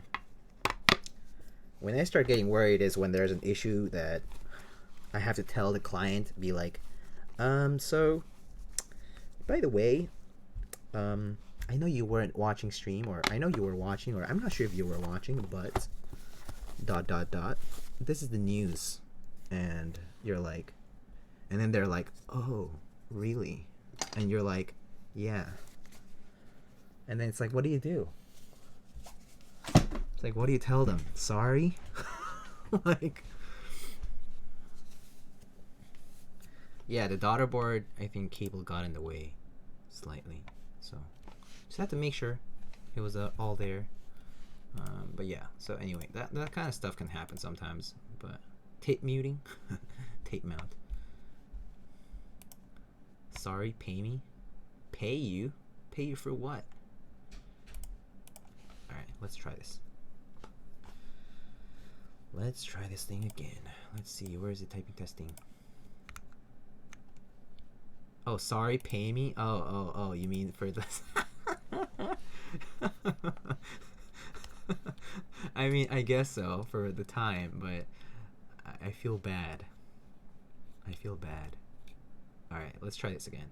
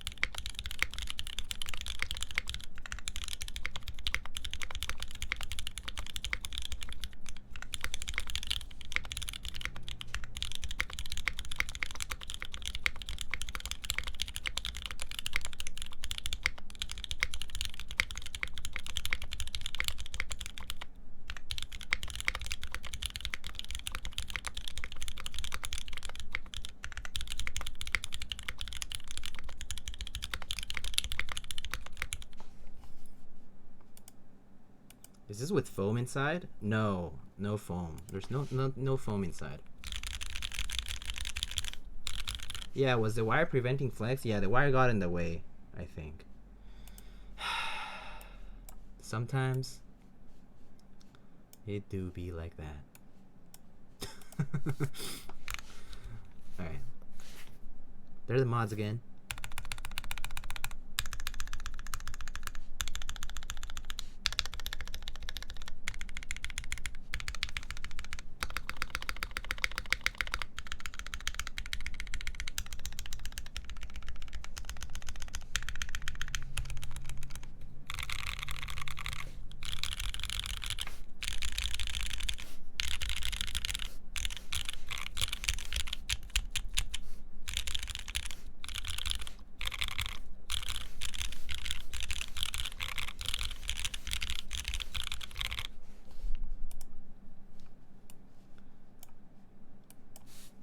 Well, that sounds pretty good to me.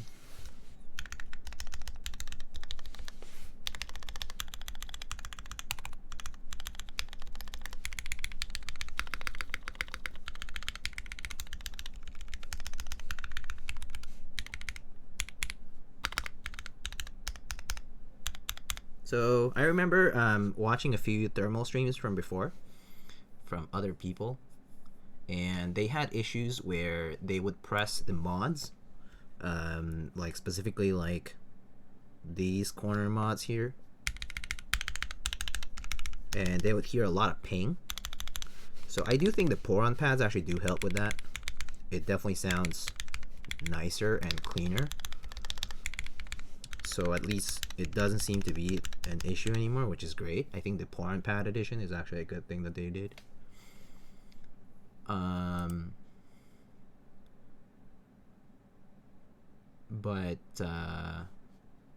But yeah, I think the board itself looks great. And one thing that I'm kind of still like trying to get used to actually is definitely there's a bounciness to it that is a bit different from other boards. Like, how do I even explain this? Like, the thing about this leaf spring plate, like legit, you press it anywhere and the whole thing, like you can see the whole thing move. How's the bounciness compared to F1 bounce? I think this is a lot more. I think the F1 kind of mutes a lot of the, like the bounciness itself is kind of like it kind of transfers it over to the case. But in this case, it just shifts within the plate, like it just stays there. So you can see a lot of this motion. Let me see if I can show it in camera.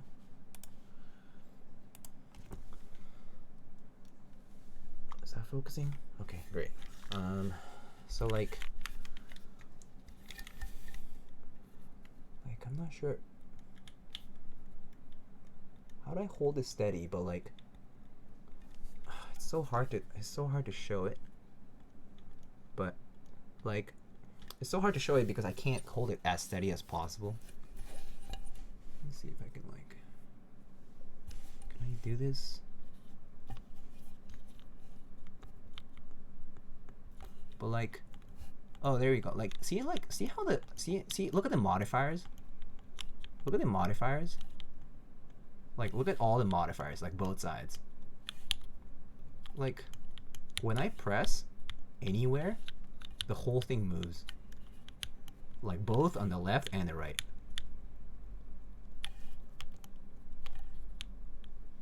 Yeah, which is pretty cool. It's different. The whole plate is moving. They move all as one, yeah. Well, I mean, close to. Of course, if you press it on the left or the right, it's gonna shift more so there. I mean, this is not meant to move, like, you're not supposed to be typing on something that's moving dramatically, but it's the fact that it can transfer like that, like the displacement is gonna be uniform like that, that's gonna make it different from other boards where the attachment points are well defined and like they only will move wherever there are fewer attachments, right? Like on a top mount or in a gasketed stuff that has like more compressible material on one end than the other. So it's pretty interesting in that regard. Yeah. So yeah, it's pretty cool. I do think it definitely has a bit of a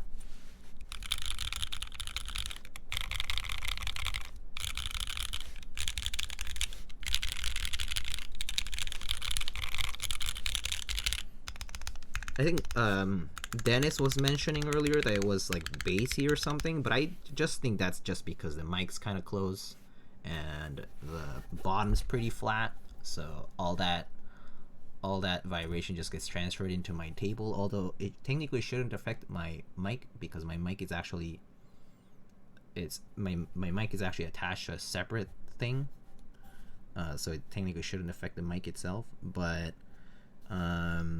it definitely transfers a lot of this onto the desk. It's pretty interesting though. I have to say it's different. It's definitely different from other boards.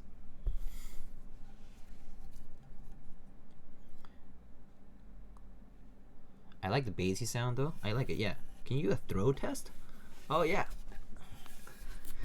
Dude, these fins would destroy a bunch of stuff. These fins are, I mean, they're not like super sharp, but like they're like chamfered here. But oof. That would be so bad. I'm not Simon though. It's so pretty, that's for sure. Actually, yeah. Let's let me move the mic here. And let me show you the overall board. Like the board is so pretty. Like a cheese grater, yeah. I'm gonna remove chat just so we can see this fully. Look at that. The red peeking from the plate, from the fin, and also from the back. Oof. Absolutely gorgeous. That's so pretty. I actually think the Hamon mods are actually doing they're a bit lighter, but they actually look really good. Yeah. Yeah, these mods actually still do look good with the slightly darker plate. And there's a bit of contrast there, but it's super nice. GeForce Wilba. That's actually hilarious. I do like this thing. I do like this part here, how the fins actually extend all the way down. That's a pretty cool detail, because this has this triangular shape here, right? That's kind of neat. It like gives it a bit more dimension to the side. I like that a lot. But like if you look at it from the bottom though, right? It's cool because look at this. Like you look at it from the side and you see this nice triangle. You like kind of look at it from like this angle and you kind of see like there's a bit of dimensionality to it. But when you look at it from the bottom, it just looks straight rectangular, which is pretty cool. But yeah, you can use thermal as a CPU cooler. I mean, you could maybe. But yeah, this black and red combo. Oh my god, look at the plate.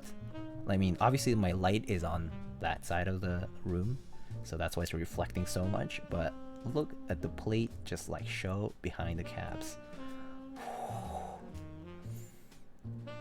This is so pretty. Like when the plate shows like that behind the keycaps. Oof. Oof. Fire. Absolute fire. But yeah, I'm glad we were able to solve the issue. I'm glad it wasn't. I'm sorry for the people who tuned in for the first typing test and were severely disappointed and probably are gonna go and on Discord and say like, I saw Lightning build a thermal and it sounded like shit. Hopefully I'll upload a typing test and they'll be like, wait a second, it sounded like shit in the stream. When did he edit his audio? Oh, he must be Type Master 180.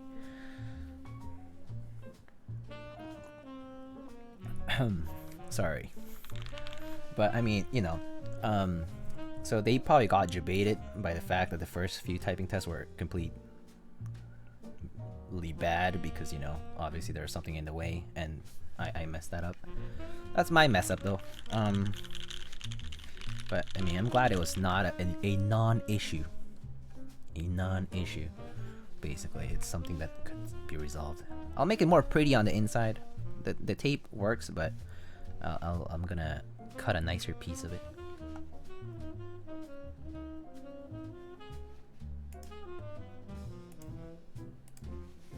Thermal has to be in there running for the best looking keyboard the last 12 months. Oh yeah, this is definitely super unique. Nothing else like it. Yeah, I do agree with that part. Nothing else like it is definitely true. Very nice. I remember when Nathan first did his stream, it kind of looked like it looked too big for me actually. It looked too long for me. But turns out it actually looks fine with these bezels. These bezels are actually okay with me. At first I actually thought it would look too big. But the more I look at it, the better it looks. Yeah. It's very nice. Look at that black and red pop in the background. It's too good. I think infilling this logo would be pretty neat with red or something vibrant. But it's a very thin infill, so I'm not sure how effective it will be. Let's actually put some backlight on, I think. Oh. Yo, look at that. RGB for gamers. Wait. Yeah, there we go. Let me actually get the brightness a little down. Slight brightness down. The theme intensifies. Oh. RGB. Okay. That looks good.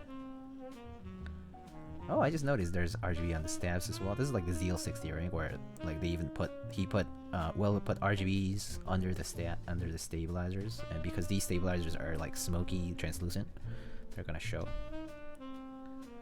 But this is pretty poggers.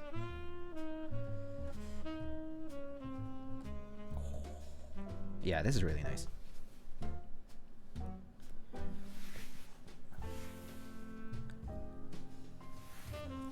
Yeah, this is it. This is the gamer keyboard.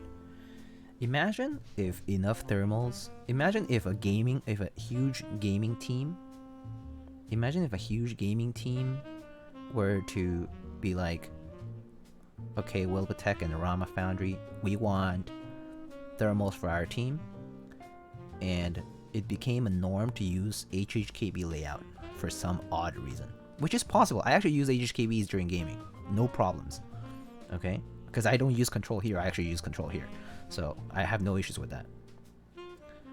I actually game on HKB just fine, because I just use control here. I never use this key anymore. I just map something else. It's actually uncomfortable to do this, so I just map it here, and then I use other stuff for, like I map things like on the alphas and stuff. I always do my keybinds differently, so yeah. But imagine. That would be cool. That would be cool.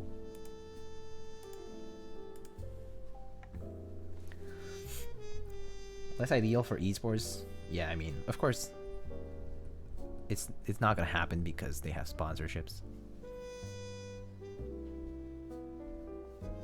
They smash keyboards while celebrating. This is also true. Yeah, that's true. They could get a little too rowdy without knowing. They would be like, oh, I used to do it with my plastic keyboards, but that's a bad idea, right? But hey, Skara had his key call done and he's played on it. But I mean, he's kind of retired, so yeah. Anyway, all right, well, yeah. Cool, very nice. It's all fun and games until someone loses a keyboard. Yeah, yeah, that would suck. All right. So, one more typing test before we go, or do we just end it here? It's been already 3.5 hours. Been a long one. Thanks to a bit of troubleshooting. I'm glad I troubleshoot. And we got to the bottom of this. See who's streaming.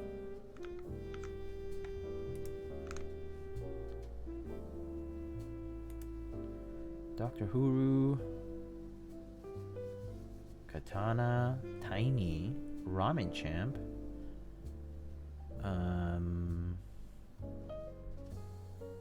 It's okay. We're gonna raid T-Pain. No, I'm just kidding. We're not gonna raid T-Pain. Okay. Cool. Great stream. Thank you, thank you. I will, let's go raid, who haven't we raided recently?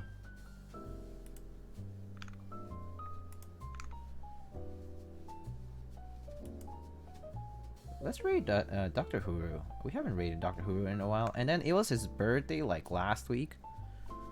But yeah. Hope you have fun setting up the new desk when it arrives. I think it arrives tomorrow. That's right. It might arrive tomorrow. I think the new desktop might arrive tomorrow. So I'll be busy setting that up. I'm not gonna show too many pictures of it because until after it's done, because my room's such a mess. I need to clean my room first. Let's see. Dr. Huru. Dr_Huru, actually. But yeah. Thanks guys. Actually today was a very successful stream. We had like no frame drops today at all. No part of the stream was actually laggy today. No one said lag. Which is great. It's a success. I call that a success.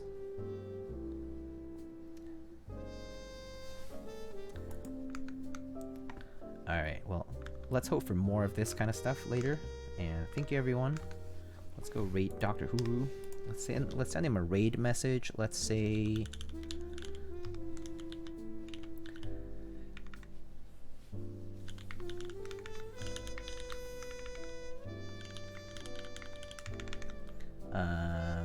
what should we say? Big brain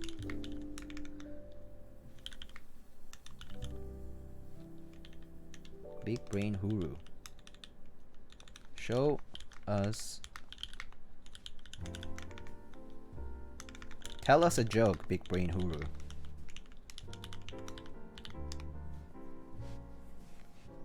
There we go. That will be our raid message. Tell us a joke. I want to see Mr. Huru tell us a joke because I'm not sure what he's gonna say. I have a feeling it'll be like a dad joke, but we'll see. We'll find out. Alright, friends. Thank you again for stopping by. Thank you so much for the stream. For a good stream. And I'll catch you guys the next time. I should be building... I'm not sure what am I building next time. Next time I might be building either a number 2, a Keycal number 2, or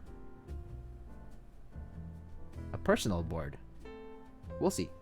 I'll let you guys know, depending on what parts are first. Alright, see you guys. Take care.